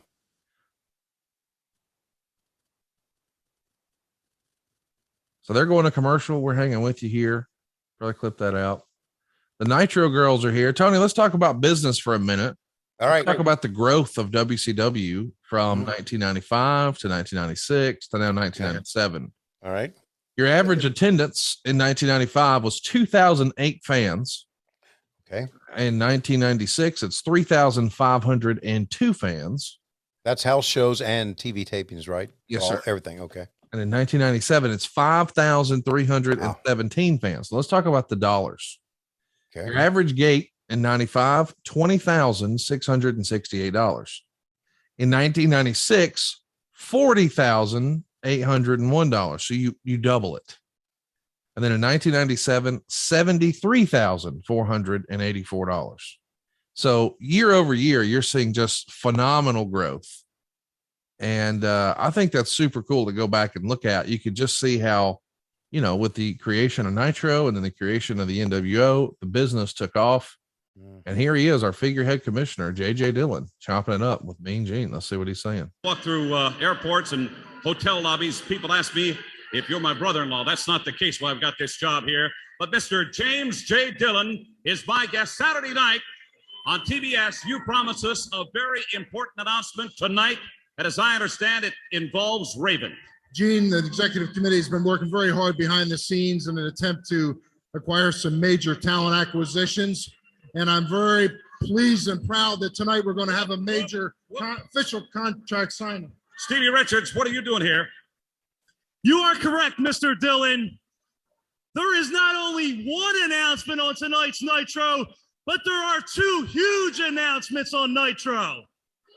The first being is I, Dancing Stevie Richards, the original King of Swing, Esquire, have indeed signed a contract with World Championship Wrestling. You know anything about that, Jim? Yeah, his deal's done. Excuse me. Where's Raven? I wanna get this Excuse me? done. Where's Raven? I want to get this done. Raven, we want to see Raven. Oh, Raven. Oh, I forgot to tell you. He's in the front row over here. I bought him a ringside ticket. Come on. Hey, wait a minute, pal. Whoa. This is highly unusual. You want us to go down to him? I mean, I want to get this done. Come on, JJ. Be frank. You need the exercise. Let's go. You know, I should point out for the record, this guy, JJ, between you and I think is as soft as a grape. Is that good or bad? For you, I would have to say that's good in that case. Here he is, Raven, the man we wanted to get a hold of. JJ, conduct your business, sir. Gene, this is a proud moment because this is a major talent acquisition, an international star. This is your contract, and everything that you wanted is in here. That's the contract. We'd like to bring it to resolution, to closure, if you will. Everything I wanted. Everything I wanted. Oh, God, I forgot to mention. I negotiated the whole deal for you. I mean, look, this right here, Raven. I mean, look, you're making almost as much money as I am.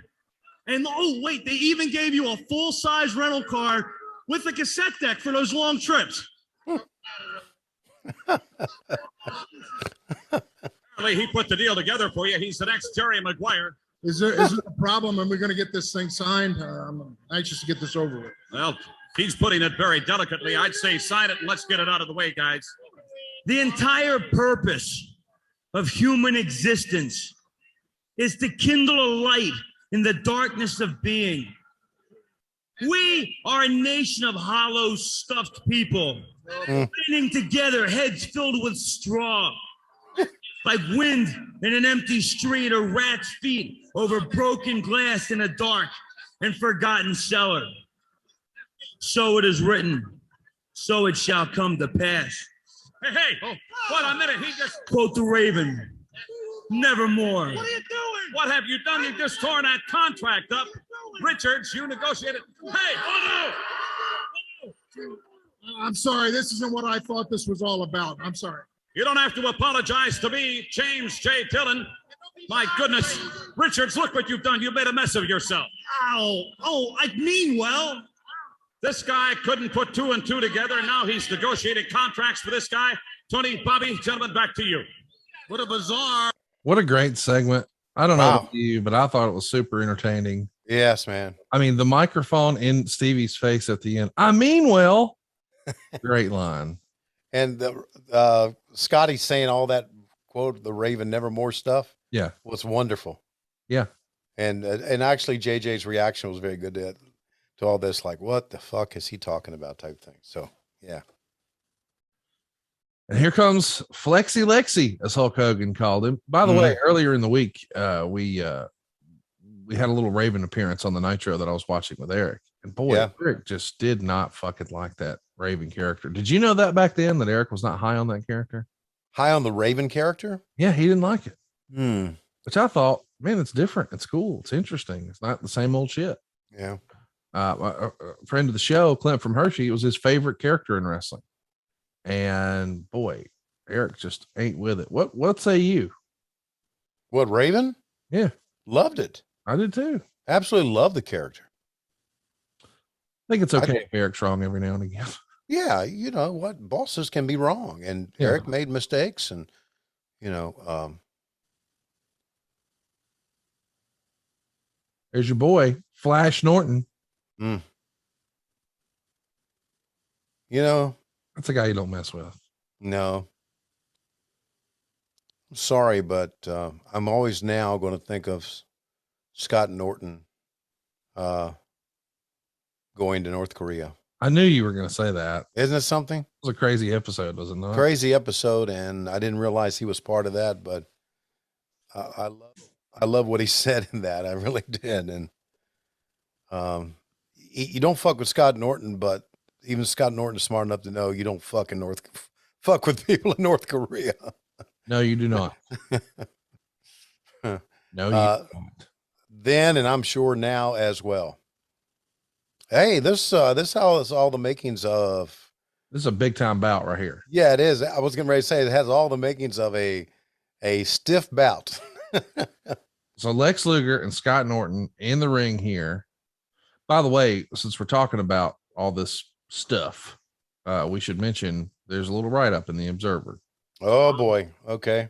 ECW was expected to have filed a federal lawsuit earlier this week against WCW regarding a number of issues, including Scott Levy, aka Raven, and Michael Manna, aka Stevie Richards, appearing at the Bash at the Beach pay-per-view show on July 13th in Daytona Beach, Florida. Heyman claimed he sent copies of Levy's contract for the agreement for the April 13th Barely Legal pay-per-view show, which included a 6-month non-compete clause in regards to appearing on a rival wrestling pay-per-view show to Eric Bischoff. But Bischoff or Nick Lambros or whomever in WCW made the actual call still put Raven and Richards' segment on the show. For whatever reason, WCW has been very careful when it comes to waiting out contracted periods before debuting WWF talent like Kevin Nash, Scott Hall, and Kurt Hennig. But that wasn't the case, which may or may not be based on company lawyers' interpretation of the solidness of the ECW non-compete clause. Heyman has said that ECW threatened legal action against WCW if they were to use Levy on the pay-per-view show, and there had been talks in the past between Heyman and Bischoff regarding a contract buyout where WCW would pay ECW for the rights to use Raven immediately on pay-per-view. However, WCW refused the deal. Heyman also claims WCW tampered with ECW contracted personnel by using Levy as an intermediary, trying to get James Fullington, aka the Sandman, into WCW. He's also claiming WCW has slandered ECW on its hotline. The contractual situation with Richards is another of those disputed situations. Heyman claims Manna, aka Richards, signed a deal on May 10th, which was an intention to sign a contract as opposed to an intention to negotiate a deal with ECW, and thus was legally under an agreement with ECW at the time he was negotiating with WCW. Manna had admitted to signing a document of that type, but claimed its time period for the document had already run out. And since he didn't sign an actual contract, he had no obligation to ECW. Heyman claims Manna was still under the agreement, but that he was released from the agreement due to claiming he had a broken neck. Manna was concerned he's unable to wrestle the ECW style, although there was heat in that Heyman wasn't aware that Richards was appearing on Nitro on July 7th until the day of the show. Actually, when it comes to this case, whatever deal Manna was or wasn't under is a moot point, since ECW isn't claiming him as being a contracted performer when it comes to his appearing on either the Nitro or the pay-per-view show, but it's claiming the intellectual rights to the characterization of Stevie Richards and not the contractual rights to the person, Michael Manna. ECW's claim is that both Raven and Richards, the characters opposed to the individuals and how they're being portrayed, are intellectual property of ECW, and WCW using them in their former ECW roles is a violation of copyright and trademark. So what say you? Do you remember all this hullabaloo about Richards and Raven and ECW and No. hey, they're signed or they can't use those characters? Or we heard all that with Hall and Nash, but Right. Yeah. we really hear a ton about Raven and Richards in that same way. I didn't hear anything about Ravens and Richards. I mean, I heard obviously was everybody heard, just like you said, everybody heard about Right. Hall and Nash and then Kurt Hennig came over and there was even, even Mean Gene arrives, right? And Bobby Heenan arrives. And I just think that they were more in the limelight than the ECW guys were. I didn't hear anything about them. Take a look at this. They've Check arrived. this out. You never believe what happened. Sid, he was coming down, and all of a sudden, he told me, Just tell us later. Tell us later. these guys are always in our face. I can't Much, believe right? these guys. Got a privacy act around it? I like that. They Yeah. started to have a conversation. They're like, oh no, cameras are here. Don't do it now. Yeah. Yeah. Hey, I wonder in all those legal proceedings, I wonder if in any of the lawsuits that Paul, Here it comes. that Heyman, who's coming? You're going to say, was there food on the paperwork? Yeah. I was wondering if he got pumpkin pies Let's see. or buffets or, I mean, I know by looking at him, he eats 20. Oh, I want to hear this. Okay. Locals like to say West Virginia is wild and wonderful with tonight's Nitro party. I can attest to all of that. We're going to be back to our traditional Monday Nitro next week, coming live from West Virginia's capital of Charleston. Now, fans, you need to get your tickets quickly. My best advice is drop by the Charleston Civic Center box office first thing tomorrow. Plenty to do here in Charleston, by the way, guys. Before going to Nitro, you can take a ride on the D.A. Denny. That's a 200-passenger stern wheeler. Then join the locals for some great ribs at Joey's. Charleston, also the mecca for Greyhound dog racing. racing. The smart money, that's on a Rapid Roberta in the 6th. A long shot. No one seems to be betting on a greyhound named Heenan's Fragrant Weasel, however. And that is your 1-800-COLLECT road report from Charleston. I'm Lee Marshall for 1-800-COLLECT. Lee Marshall always going to the Nitro parties, and I tell you, that has become quite a phenomenon as well, as we are set to go with our next matchup, the Nitro parties. And as we said earlier, fans, we want to hear from you. We want to see video of your Nitro party. And in the week, that always made me laugh. It makes me smile. First of all, it makes me smile hearing Lee Marshall's voice, because he was great at ad-libbing that stuff. Oh, yeah. And he always got a weasel thing in there at the end of it. Always got weasel. I thought it was just remarkable he did that. It was really good. But back to that, you know, I just, I mean, it's apparent that Paul Heyman eats all the time. So I'm sure food was part of that suit. Just an opinion. You know, I'm not sure. I may be wrong. Kind of what I would call mean. No, I'm not mean at all. I'm just kind of stating fact. It's not mean. I'm not making shit up. I didn't say you were lying. Okay. Mean. Maybe I should not. Maybe not. Well, here comes your boy. Here comes a video game for you. For real. Father Mitchell is out there. Of course, that's James Vandenberg back then. He too going to be at StarCast doing his karaoke deal. Did you know he was a karaoke guy in real life? I saw that he was doing karaoke. I did not. Without you going into detail about who is all going to be at StarCast. Yeah. It's probably a shorter list to tell us who is not going to be at StarCast, because I know that even Doug Dillinger is going to be at StarCast. Yeah. Wow. That's pretty cool, is it not? I mean, he's never done anything. No, he's never done anything. Wow. Psychosis La Parka. And the man who claims, and probably so, that he invented the selfie. I mean, I think he has a legit argument. I think he does too. Yeah. Because he was being exposed to millions of fans every Monday and every Thursday, taking a shot of him with the guys. And this was before iPhones. And when iPhones came out, they all went, hey, wait a second. Look at this. And now they even got selfie sticks. They probably should call them Ono sticks.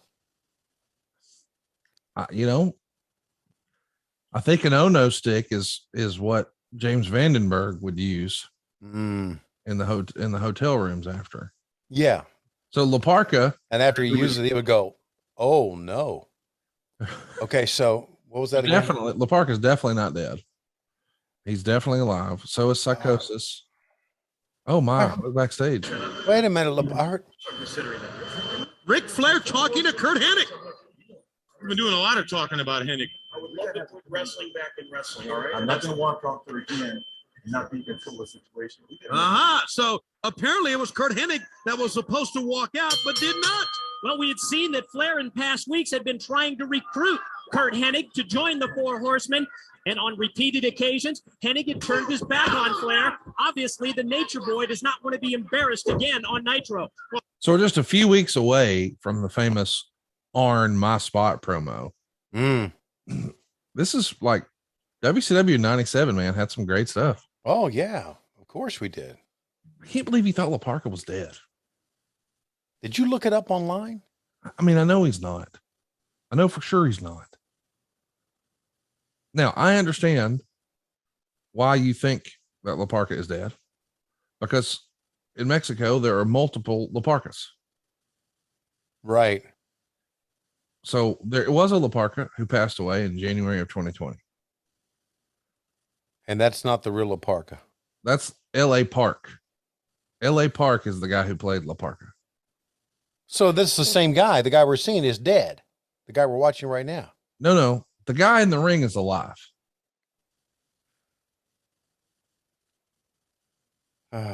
Okay, yeah, I see it. I'm looking it up right now.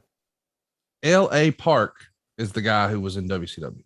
Right. Adolfo Margarito Tapia Ibarra is a Mexican luchador who currently performs as L.A. Park for Major League Wrestling in the U.S. Okay.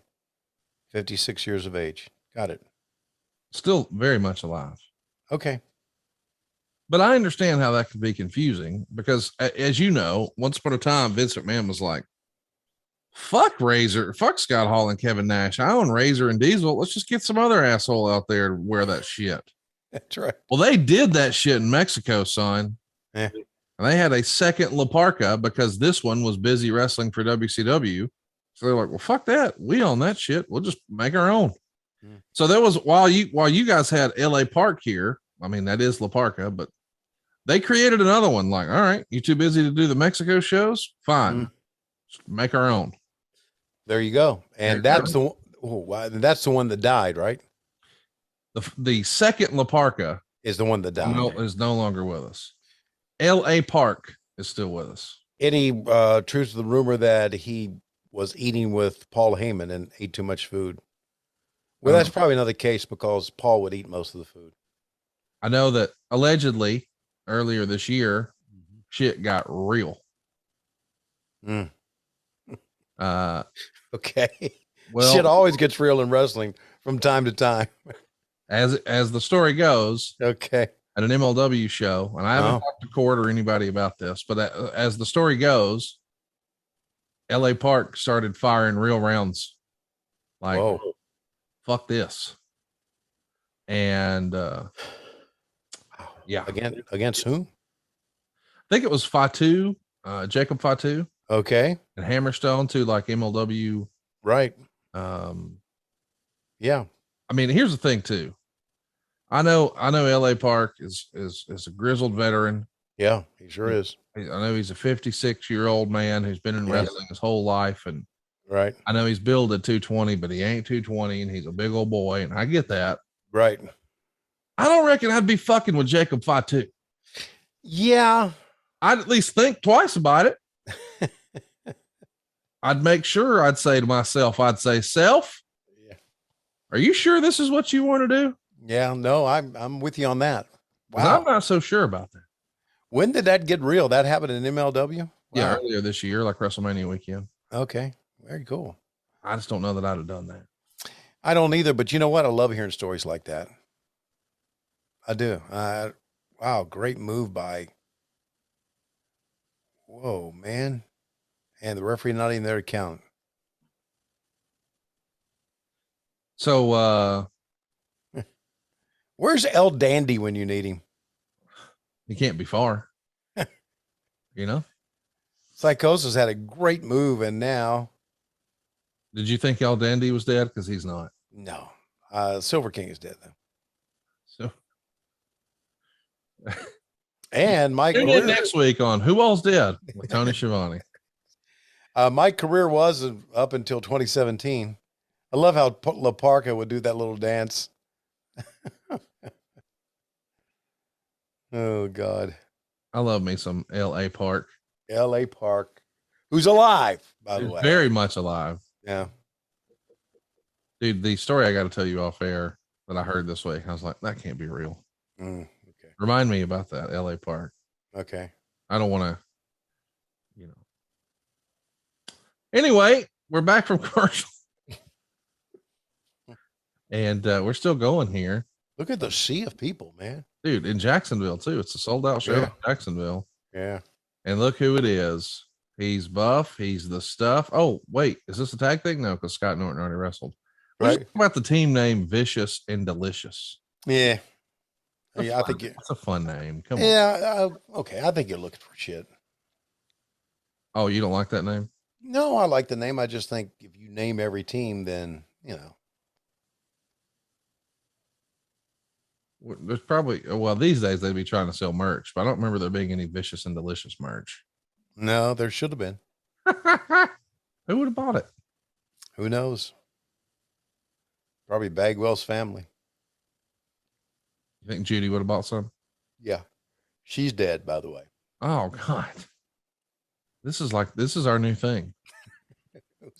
Every week we're going to recap who all's dead. And then one day you'll say, welcome to What Happened When the voice of your childhood is dead. Thanks for listening. Don't worry. We've got a new Tony Schiavone. We're going to call him Matt Schiavone. Matt Schiavone. Chris Schiavone. Oh God. Those Just crazy names. let him rotate. Yeah. Look at Booker T coming in with a Yankees hat and showing his hog. Hello, cutie. Oh, wow. I didn't know you were looking for hogs. Well, you can't help but with that yellow singlet on. Dude, to notice the hog. I mean, it's not tucked away that well. Yeah, I think according to the rumor and innuendo, Rick used to call him Big Heat. Ah. I don't know what that means, but I mean, for God's sake, it's like, I don't know. But how come you won't read rap, but you'll talk about dudes ding dongs? Well, I don't want to talk about it, but my God, it's like, just, I don't know, tie it and pull it around the back or something. I love that. As I say to you, why will you not read rap, but you'll talk about dudes ding dongs? They cut away to Bagwell, and he looks right at the camera and goes, like, you know why, Conrad.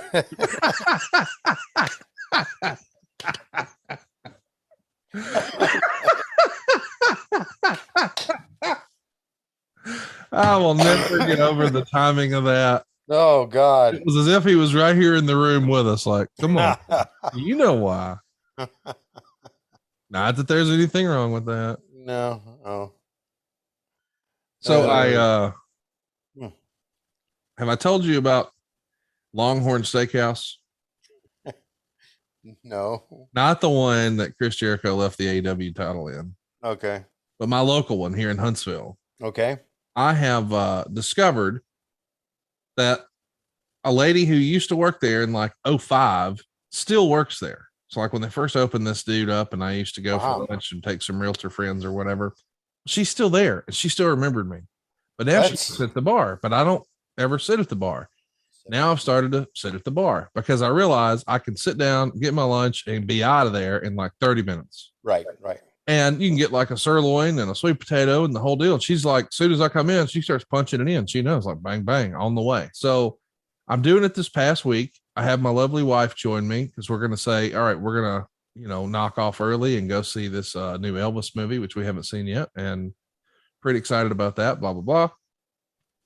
Guys sit down a couple stools over, two young guys. I'm going to say 25-ish. Okay. And you can tell they are some sort of contractors, but not the guys like working, the guys like quoting and selling. Okay. Yeah, right. Front guys. Right. Front guys. And so one of the guys starts drinking hammering Michelob Ultra. The other guy just drinking water. And the guy who's hammering Michelob Ultra is eventually subjected to doing a shot. The guy who's drinking water says, hey, buy my friend a shot. It's on me. Put it on my tab. Bring him a shot of whatever he wants. And the guy who's hammering the Michelob Ultra says, do you have Fireball? Oh. I think, okay, we're doing that for lunch. All right. Right. And the lady goes, no, sir, we don't sell that here. And he goes, well, what kind of flavored stuff do you have? And at this point, I'm like, oh, wow. Okay. This is one of those. And he lands on Crown Apple. Okay. And she says, would you like it chilled? This is word for word what he says. Now, again, he's probably 7 beers in on this. Have 7-beer lunch. He goes, I ain't no fucking girl. Wow. And I was like, oh, okay. So now I like eyes with my bartender and she likes eyes with me because we know each other at this point for 17 years. And we're like, what's happening at lunch? Like, okay. So she brings it out. The guy drinks it, throws up at the bar. Throws up.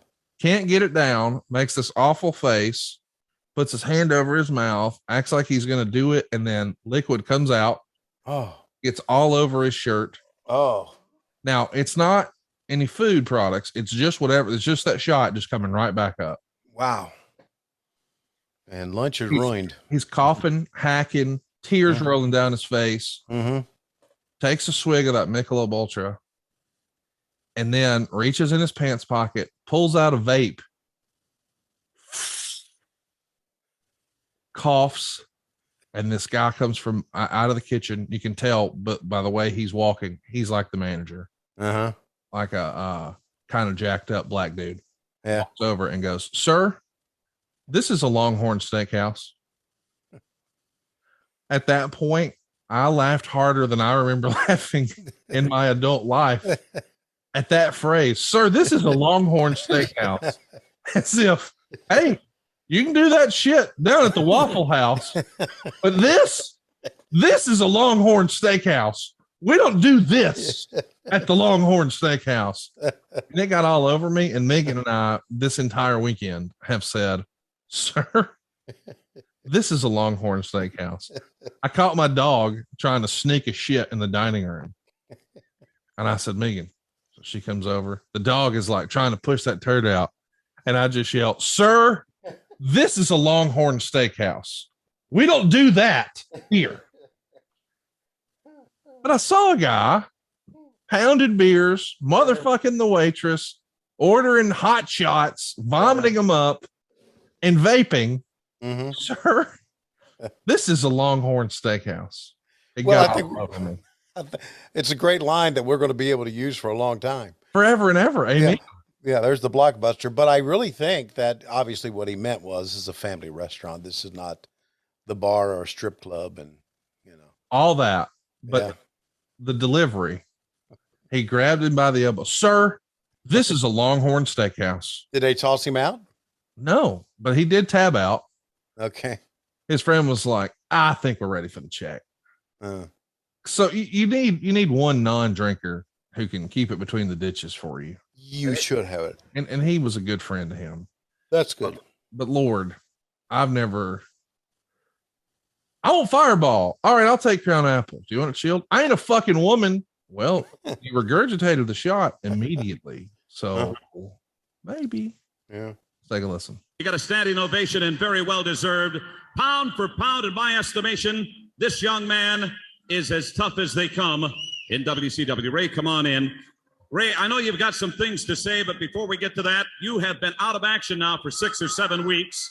To the best of my knowledge, you have declined any surgery on that injured knee with a torn ligament. I understand that you are rehabilitating it the natural way, and I'm very curious, how long do you project that it's going to take for us to see you back in the ring? I don't know how long it's going to take right now, but the thing I could say is that therapy has been helping me out. And you know what, MG? I love this sport. I really love it. And they love you. And ever since I became a wrestler, I knew I had the risk of getting hurt, getting injured. But you know what? That doesn't keep me from standing. I don't fear injuries. I don't fear Conan. You better. Wait a minute. Here's the man that did the damage to that knee, Conan. Arriba la raza. Haven't you heard Rey Mysterio Jr.? I'm in a new... Oh, he just kicked the clutch out. Calm down, old man. Haven't you heard? I'm part of the Wolf Pack. What are you even doing here? Shouldn't you be in summer school playing in the sand? Hey, get some help for this man. He's defenseless. Hey, how are your reflexes, vato? Orale, how are your reflexes? Wait a minute.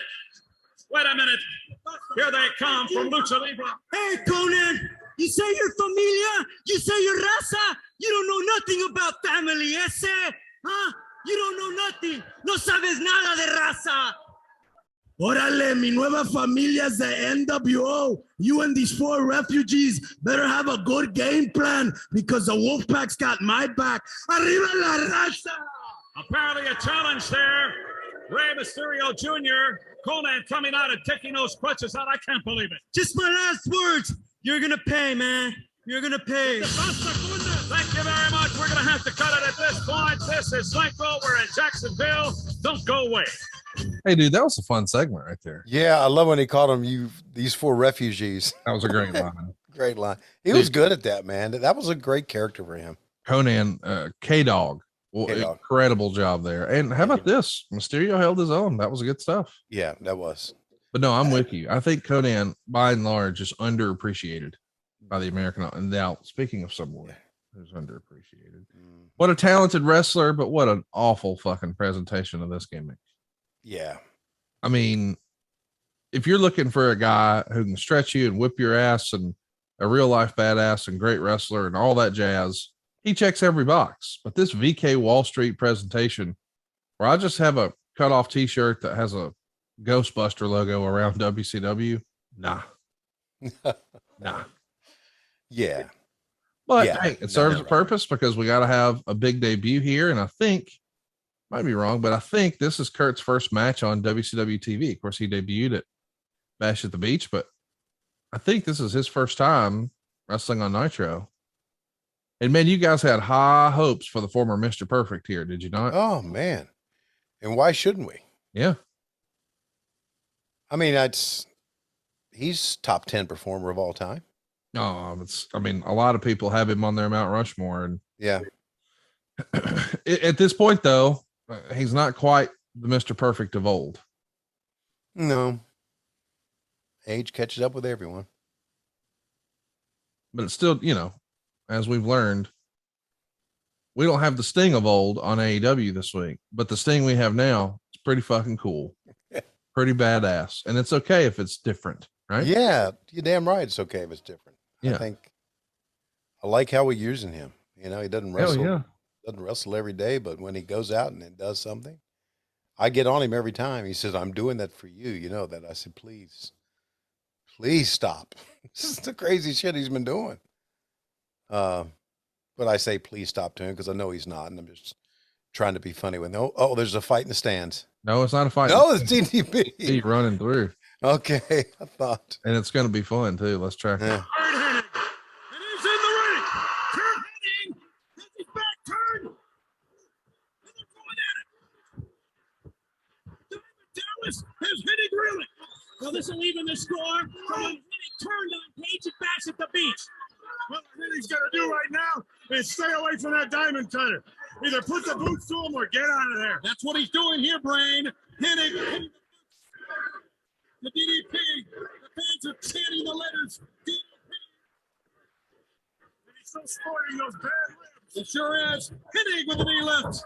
Well, he obviously knows that. He was Page's tag team partner, so he knows that Page is still injured. And fans are getting a little taste of what you're going to see at Road Wild here. These two great athletes going at it. Kurt Hennig. Oh!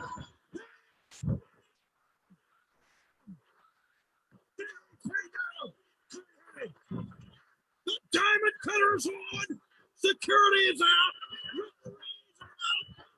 The most devastating move in wrestling today, the diamond cutter. And now Hennig knows. What a debut for Kurt Hennig, flat on his back, courtesy of Diamond Dallas Page and the diamond cutter. Hennig, who made quick look of Mr. Wall Street and got a win in his debut, was going at it with Page, but then the diamond cutter put it into that. Here on Nitro Live. All I can give advice to Mr. Hennig would be afraid. Be very much afraid of that man right there.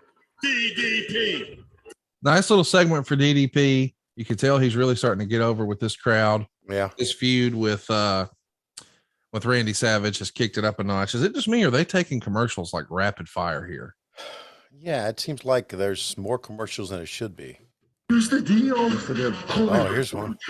As hard as they come, but now, the real hot rod, you be the man for life. Get your Dennis Rodman NWO t-shirt for just $20. Call 1-800-NWO. Almighty. It's about time to kick some serious butt. The preceding announcement has been paid for by the New World Order. I don't know why, but that still just makes me happy just hearing. Yeah, although who would buy a Dennis Rodman NWO t-shirt? I'm buying whatever they're selling right now. Yeah. Oh, Lord. I can't believe Kimberly had heat. I don't buy it. Oh, yeah, I do.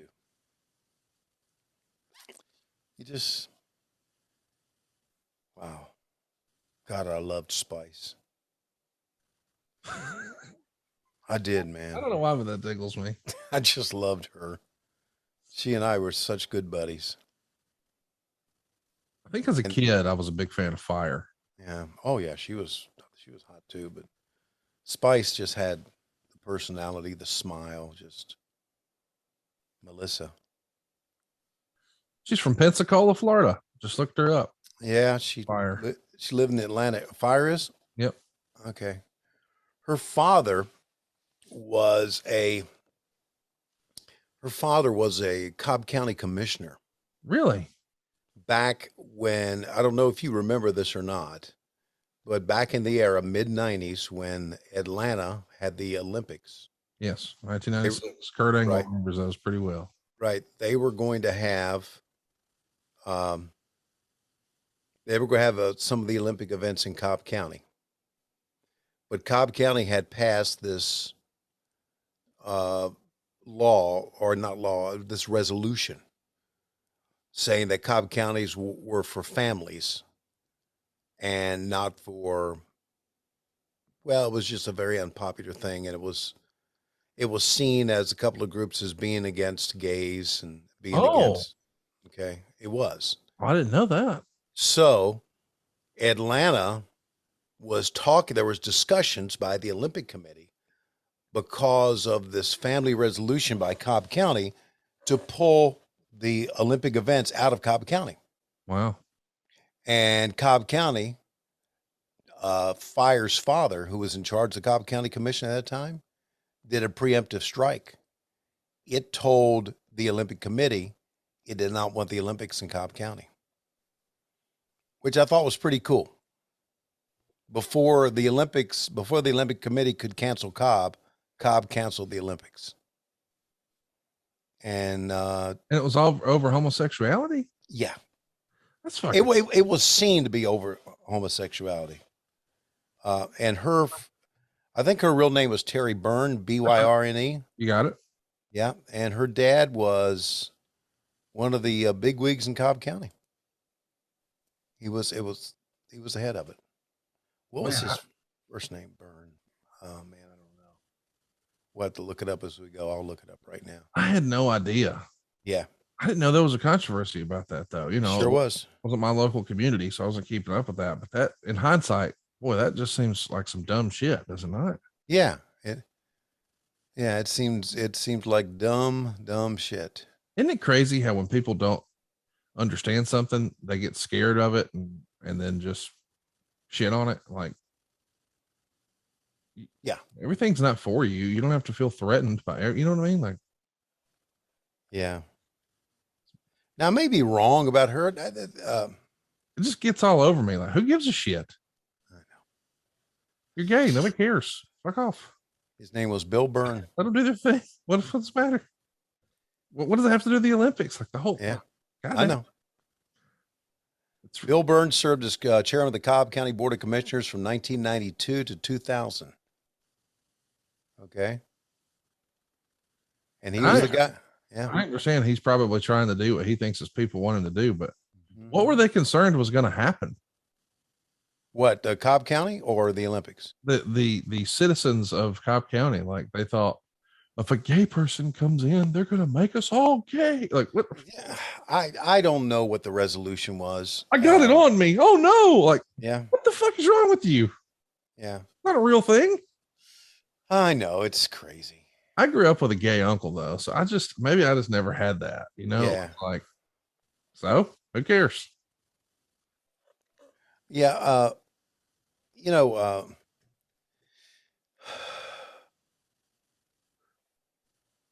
I don't know. People are dumb, Bubba. They are dumb. And I have a lot of gay friends. I really do. That I know. A lot of people that I know are gay that I've worked with, that I still work with today. Yeah. Yeah. Just. You know, the guy who was like my right hand assistant guy who sat at the front of my office for, I don't know, 15 years. Right.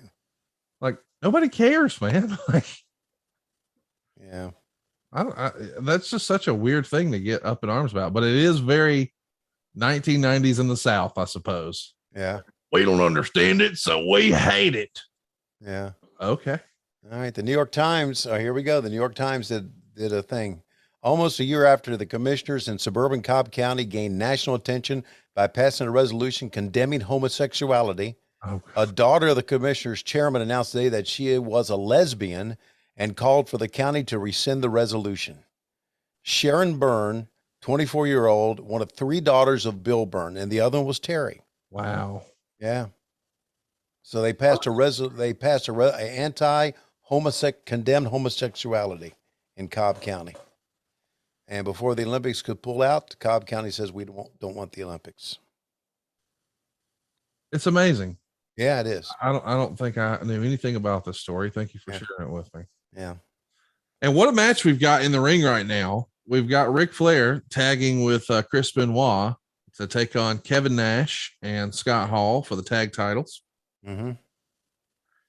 Really starting our NWO versus Horseman thing here. Right. And of course, I loved when Waltman was out there earlier, or Six was out there earlier. You wouldn't be pulling this crap if Hall and Nash were here. Yep. Of course, here they are in the main event. And boy, what a small world it is. Kevin Nash also started a new podcast with a friend of the show, Sean Oliver. Click this. In episode 1, they paid tribute to Scott Hall. It's unlike anything you're going to hear about Scott Hall because you're hearing it from his very best friend. So yeah, if you loved these mid-90s and all that these guys did, whether it was in the WWF or WCW, I encourage you to go listen to that awesome tribute from Kevin Nash about his friend Scott Hall. Yeah. Tell Sean Oliver I said to mention WHW in his podcast sometimes too. Sure. 1, 2, watch out. Do I know Sean Oliver? I don't think you've met him. Yeah. I don't think you would have met him yet. I've met a lot of the goofball people that work with us, but I haven't met him. Well, you know Kevo. Who? Kevin Nash. Yeah, well, I know Kevin. Yeah. Yeah. And I'm sure he'll be they're doing their podcast to Starcast. Yeah, they're doing Click This on Sunday. Right. Yeah. Right before Ric Flair's last match. And Brian Danielson's doing something, I guess, with Renee, right? That's right. That's exactly right. That's going down on Saturday. And we got Bret Hart talking about SummerSlam 1992. And hey, you're going to be on stage for the Horseman reunion. I look forward to that. Very much so. First time we've had all those guys together. They said it couldn't happen, but Tully Blanchard, Arn Anderson, Ric Flair, J.J. Dillon, Lex Luger, Barry Windham. That's all the old JCP classics. Of course, we would love to have had Ole, but if you've been paying attention, you know that he's no longer able to make public appearances, but right. I'm sure he'll be there motherfucking them all in spirit. I'm sure he will. And if you're wondering about what is going to be a structure to the format for this, the answer is no.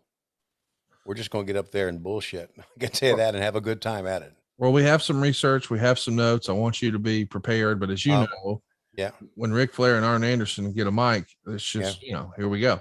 Yep. Yeah. And Tully and Barry and Lex, yeah. That is going to be so fun. I mean, nobody thought that would happen, but it's happened. Yeah. Oh, by the way, I'm just to let the people know that, I'll have my comic book there, I think on Sunday. Yeah. I think I'm signing with David on Saturday. And then I'm signing on Sunday. I'm really thinking about having Bug at the table with me. Oh my God. That would be so great, dude. Yeah. In his little bed, because he is so cool. He'll just lay there and sleep. Just like he's doing right here now. If you're watching, that's what he'll do. So people can go and they can pet him. Even with all that commotion, all those people wandering around, he'd still just, I don't care. I'm laying down. Yeah. He'll be alert at first, but then once he gets the hang of what's going on, he's in. He'll be just like that. So I know a lot of people out there have wanted to see him because he's a part of my bobblehead and part of the book. And he's always here when I do the podcast. So I'm going to try to make that happen. So there's a rumor that Bug might be there. There's a rumor that Bug may be there. So if you've always been a Bug fan with the tattoos and our Bug shirt that we have on Pro Wrestling Tees, you'll get to see the real thing in person. How great is it that there's a fucking Bug tattoo? Isn't that something? It's one of the cooler things we've come up with. Yeah, I know. I'd like to. Not a lot of guys get tattoos of their dogs, but not a lot of guys are Tony Schiavone. No, that's right. Was going to get a tattoo of Lois, but no, she said no. She didn't want to jinx it after 58 years of marriage. It feels like 58. You're right, but it's not. Yet. Not yet. Man, if I get to the point to where I'm married 58 years, you know, my sister and her husband passed away a couple of months ago. We're married 62 years. Wow. Wow is right. How about that? That's a lot of love right there, buddy. That's a lot of love, and that's a lot of sacrifice and a lot of putting up with shit. I can tell you that right now. Yeah. A lot of negotiations. Yes. That don't always go your way if you are the gentleman in the relationship. I've had to learn that. Yeah, boy. I knew you would. You know, I've figured out how to make this happen. What you do is you roll over first thing every morning. And as soon as they open your eyes, you just say, I'm sorry. And you're just getting ahead, you know? It's called the path of least resistance. Yeah. It's just getting ahead. Yeah. Well, look at Benoit come in like a buzzsaw, would you? Oh, yeah. House of Fire. Let's track it. Yeah. Kevin Nash, right hands. But he is in there with two men. Where is down low on the floor. Benoit's taking him out all by himself. That's what he'll do. Wolverine is in control. Mr. Intensity heading to the top. This could be the diving headbutt. Six is up on the apron. Four punches. Oh, he's got it. He's got it. One. Only a 2 count and a save. Moments away, and look at Flair and Six go out of here. Flair's got to forget about Six. They got titles here. Flair's been distracted by Six in the past. He fought his way out. My goodness, what an athlete! The fans are going berserk. The foot knocked his face right off. 1, 2, 3. Oh!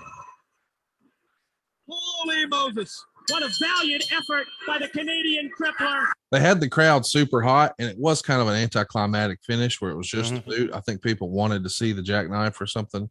The crowd did not go wild for the finish, but still, that was pretty fun to see Benoit fight his way out of the power bomb. And now on the floor, we're seeing Six do the chicken wing and just choke the living hell out of Ric Flair. And here comes Mongo, who grabs Six by the hair and beals him.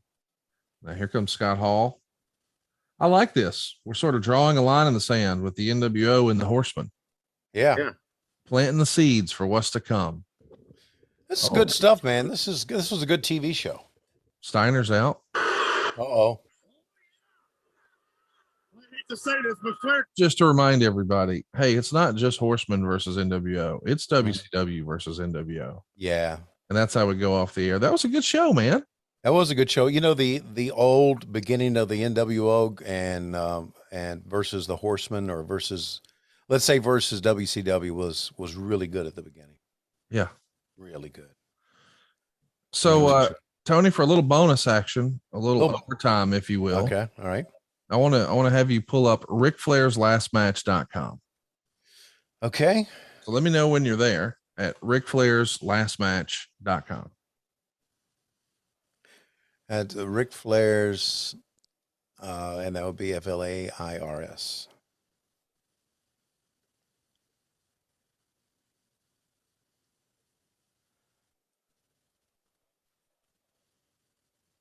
All right, I must have misspelled it. What did you need? His name is RICK. Okay, I know. I got an extra letter in there. Okay. Did you really put a K in there? No. I was gonna howl with laughter. Like, oh, was he spelling it without the K these days? Okay, got it. Look, Ric Flair's last match. Got it. There you go. So you'll see that we've got at the bottom the card that you listed and sort of talked about. You got Marshall and Ross, the Von Erichs, taking on the Briscoes. First time ever, never happened before.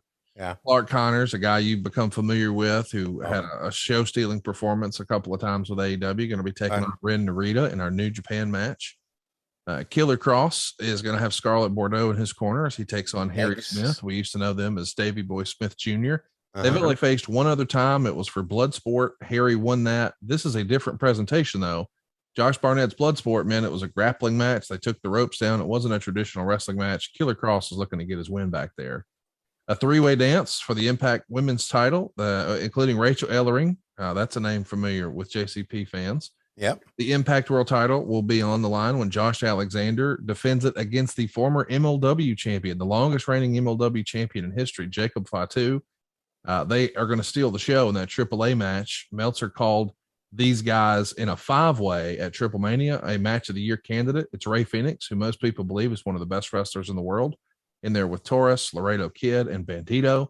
A real dream match with the Wolves, the American Wolves, Davey Richards and Eddie Edwards, against the Motor City Machine Guns, Alex Shelley and Chris Sabin.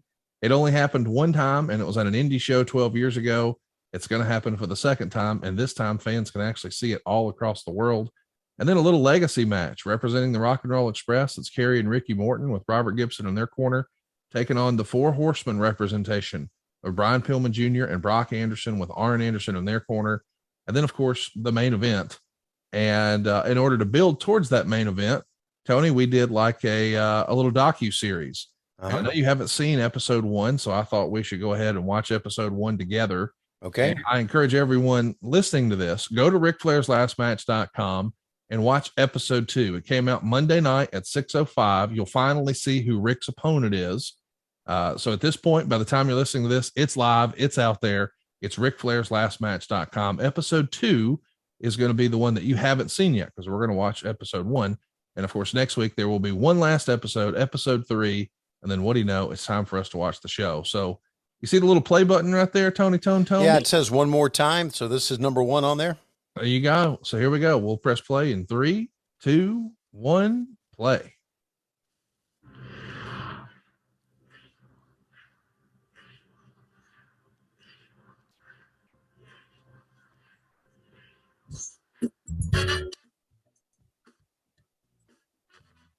Oh, don't act like you don't love that old music. Yeah, it's my second favorite music. Yeah.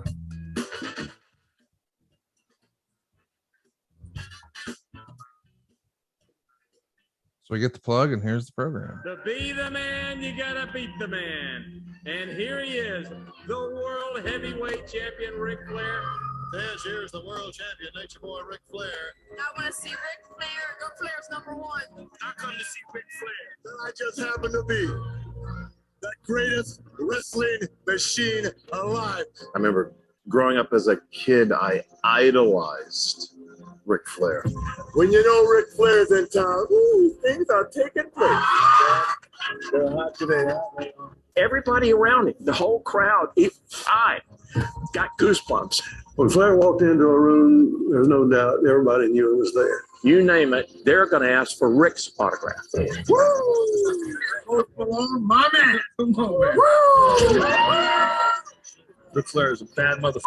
Talking to the Rolex wearing, diamond ring wearing, stealing, wheeling, dealing, limousine ride, jet flying, son of a gun, and I'm running hard. All these alligators down. To Ric Flair. Take a look at it. Learn to love it. I'm gonna be yours for a long, long time. But he truly is the king of wrestling. You're looking at a man that's walking the edge of life itself. I live and die and breathe each day of my life for this business. Who else can walk that aisle night after night? Woo! Look at it. Rick wrestled consistently for, 35 years?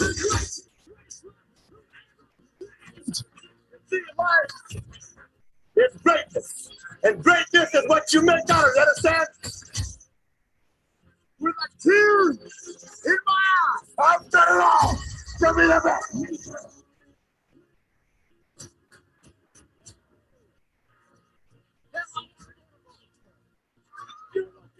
The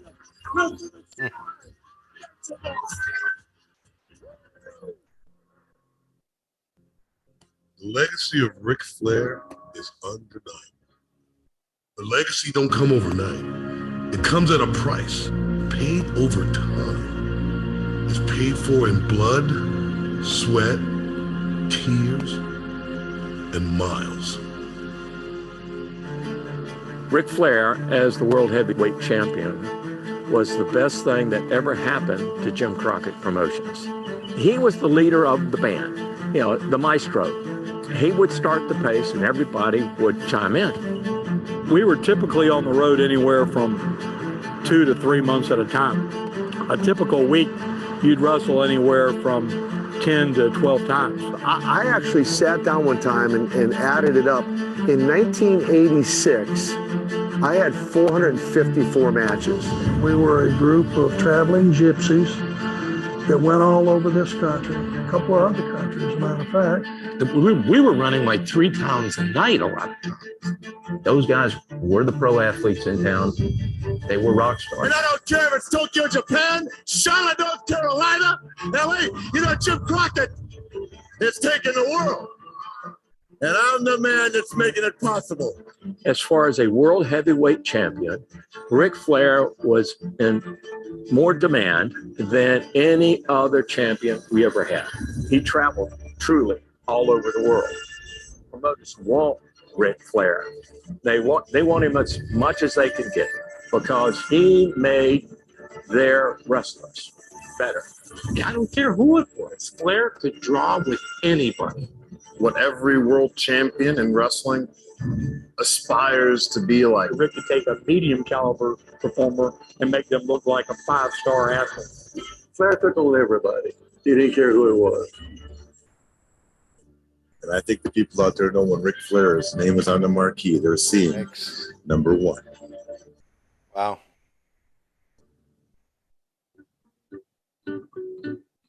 You're on the party train in a sense, or you're all on the same roller coaster ride together, right? Going up and down and around. I didn't go home when I could go home. When you're a wrestler and people start to know who you are. The women in New York City are stars for the sight of a real man. I wish I had the money Flair spent. He loved to go to the bars and buy the drinks for everybody. I'm telling you, these guys could drink. He got me so drunk that I was dancing in my underwear. Only one. And you're looking, oh no, I can't stand it. The last time I saw Flair was several years ago in Charlotte.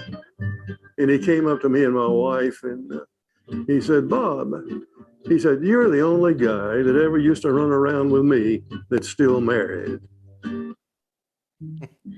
This is a razor blade. Is there anything more Ric Flair than a gold razor blade? He would wear it on a chain all the time. I don't think Leslie and I ever had an argument. She was the perfect wife. I just was crazy. What wife Purdy could put up with that bull? You're going every night? Twice on Saturday, twice on Sunday? Well, I'm glad that it worked out for him, but I'm sad that he did what he did to us because they adored their dad and they wanted him so badly, and he was just not there. And I know he loves them, but he just wasn't there. But I don't think wrestling is good for marriages. I mean, anytime you're on the road and there's women everywhere, you got to almost be a saint. When you choose the life of a professional wrestling and are consumed with trying to be the best, you pretty much sacrifice everything short of the business. Your family was the guys you're on the road with. There's a price you pay for success in any business. He dedicated his whole life to it. The ultimate sacrifice. And I paid all the dues. It was so competitive that we all just loved what we did. The question becomes, at what expense are you willing to go for the success of a career? What we gave them was blood and guts, the best performers in the business. Night in, night out. We live, we breathe, we sweat, we paid the price to be the best.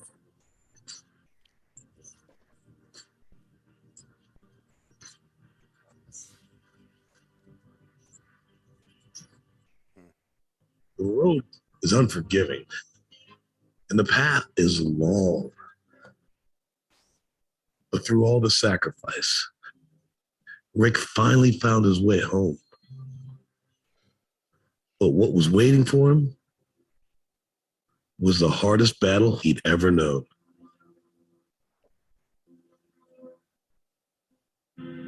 Reed got into drugs early. I think it was junior high, maybe. And they sent him away to school. Well, that didn't really work. So he was on drugs for a long time. And he got sent to rehab, I don't know how many times. But you had to understand Reed, because boy, he was a wild kid. I really think Reed would have been another Nature Boy. He had it. No, Ric Flair has certainly persevered a tremendous loss in losing Reed. Reed was the one that had the fire, that had the rebel without a cause type lifestyle, and the athlete that, you know, Rick first saw, you know, carrying on the vision before Ashley.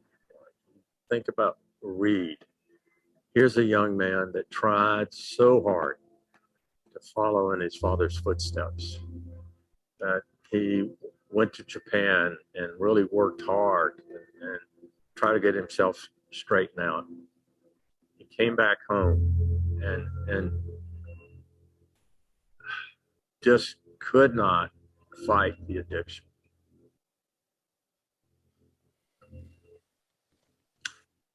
I don't really have an explanation. He came home from Japan, which was my first mistake, I think, to go to WrestleMania. And he was staying with his mom, and he wanted to come stay with me. And I had just, I was in the process of moving to an apartment complex, or to another condo. And I went into the Marriott Residence Inn for a month.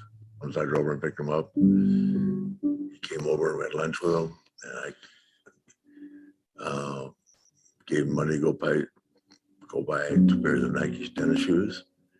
And he came back, and I went to Del Frisco's that night. We were watching the NCAA finals, and we were leaving the next day to go to WrestleMania. No drinks, nothing. And he went back to the hotel with Wendy at a suite, so he had his own room and everything. I walked back, knocked on the door to go see him, and he was laying on the floor, you know, propped up, talking and everything. I've seen him like that 1,000 times, and I had that $64,000 question I had to make at least 15 different times, realistically. Do I call him 911, which I have so many times. We're all on a first name basis, and I got him in bed. I just thought to myself, I can't do this anymore. I'm finally going to have to do what they tell you to do, is kick him to the curb, which is impossible for me to do. I've tried, but not knowing where he is worse than seeing him like that, for myself personally, and for his mom. So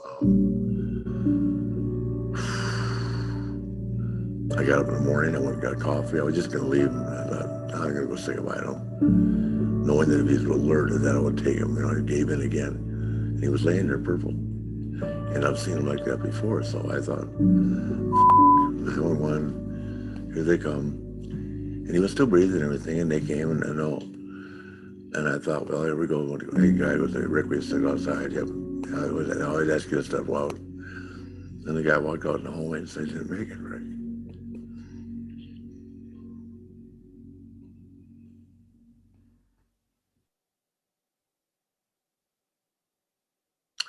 And I walked across the street to the Brio, and I started drinking. Then I didn't quit for 5 years. I didn't work out. I didn't do anything. And he died on my watch. So.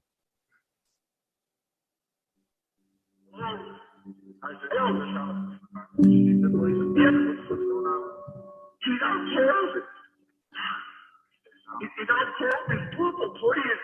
So we definitely want to make sure that everybody's probably going to say, no, I look at this. I'm sure somebody started to meditate. come by. Please. The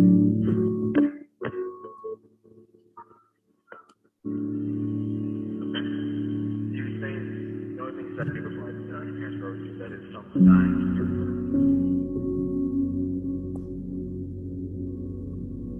Ric Flair was rushed to an Atlanta area hospital.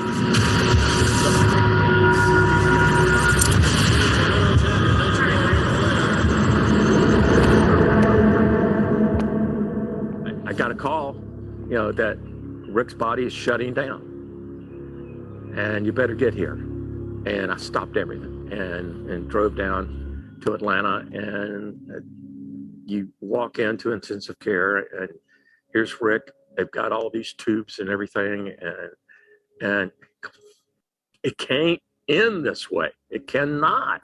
I was at a bar drinking. Next thing I do, I woke up 31 days later at the hospital. I don't even remember going. My complete intestine rupture, septic, total kidney failure, congestive heart failure in the morning. Life support for 13 days. Is it fair to say after Reed, so that happened, you were sort of self-medicating with alcohol? Absolutely. It's not fair to say, it's the truth. He's come back a huge distance. I mean, the depression and whatnot from his son's death, trying to get out of that heavy drinking. I had to walk that path some. And it's something you got to do by yourself.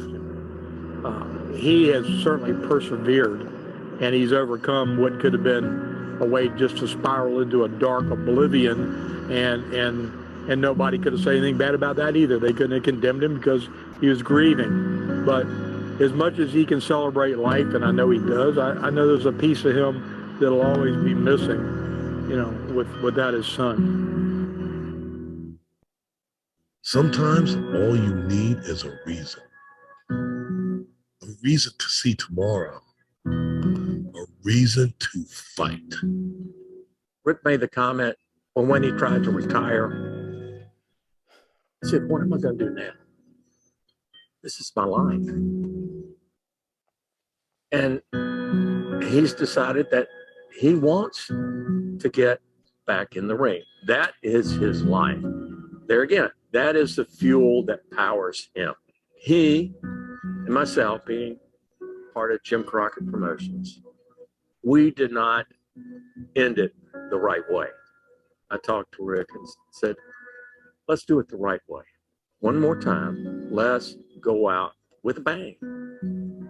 And that's why, he is working so hard to be the very best he can be.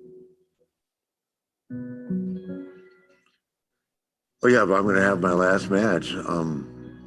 God, I would be more than proud to have another banner of Jim Crockett Promotions where it all started, really.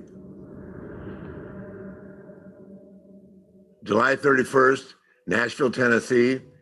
As promised, Ric Flair will walk that aisle one more time. Guaranteed this time to be the last time.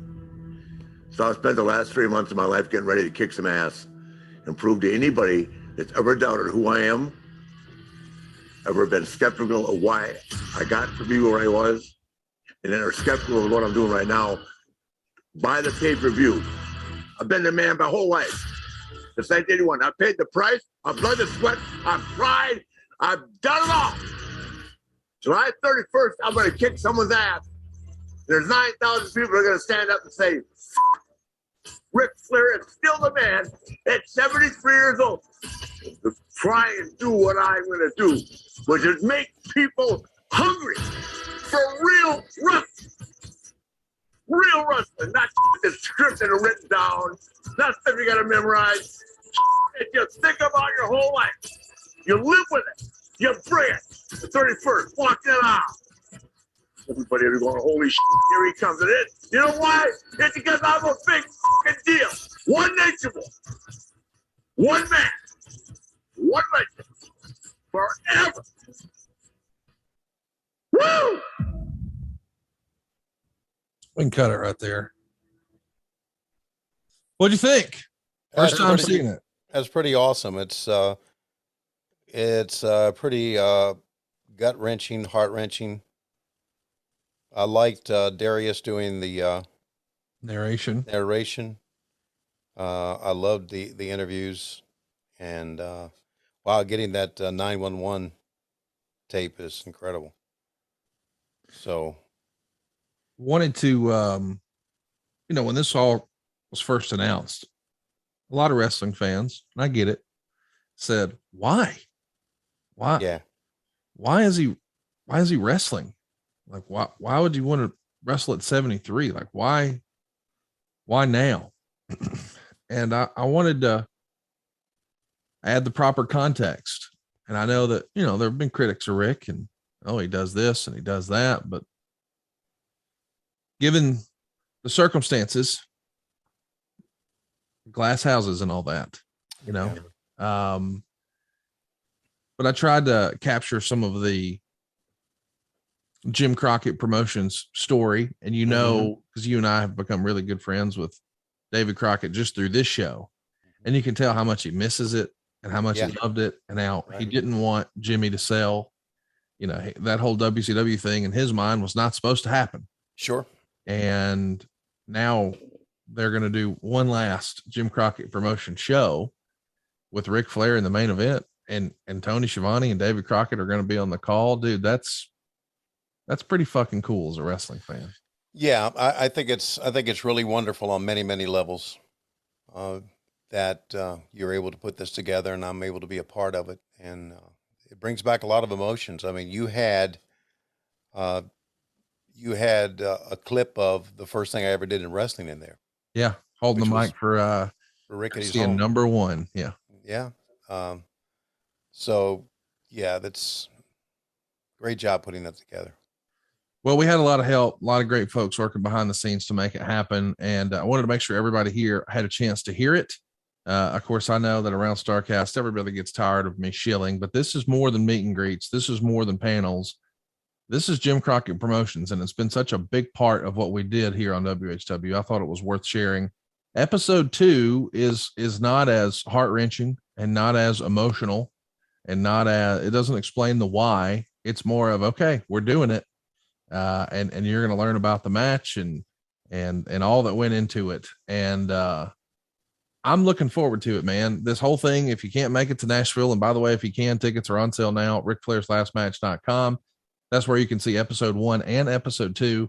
We've got some really cool other stuff, like the robe that Rick is going to wear to the ring that night. We're donating all the proceeds for that through a raffle to the First Step Foundation. So somebody who is really struggling with addiction and needs a fresh start at a first step in their new life is going to have that help, in large part thanks to us raffling off Ric Flair's last robe. So if you want to win his retirement robe, it's RicFlairsLastMatch.com. If you want to go meet Ric Flair and Tony Schiavone and get your picture made with Tony and David on the old TBS set, you can do that too at RicFlairsLastMatch.com. You can also pick up tickets to see the show in Nashville. But if you can't make it to Nashville, RicFlairsLastMatch.com shows you where you can pre-order it on Fight. It'll also be on your cable systems and your satellite systems.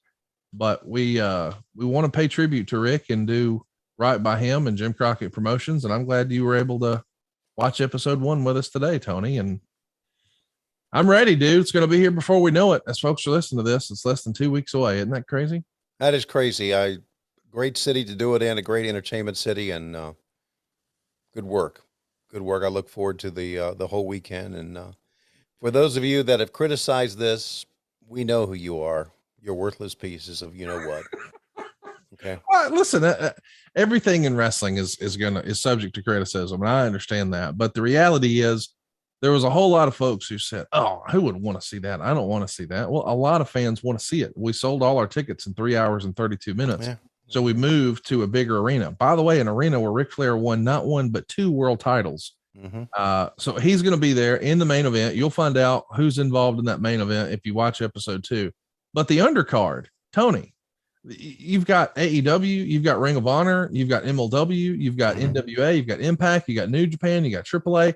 Everyone's represented. This is like an all-in two of sorts, you know, where these folks are not supposed to all be working together, and there's lots of first-time ever matchups. And I think fans are really going to dig this show, and I hope you'll check it out. RicFlairsLastMatch.com. And Tony, I think we've shielded enough. When I look at my clock, I realize it's about that time. Ladies and gentlemen, we have just added a match to Ric Flair's Last Match coming up July 31st, 2002 in Nashville, Tennessee at the Municipal Auditorium downtown. It's going to be Dave Silva doing the belly bump with Conrad Thompson.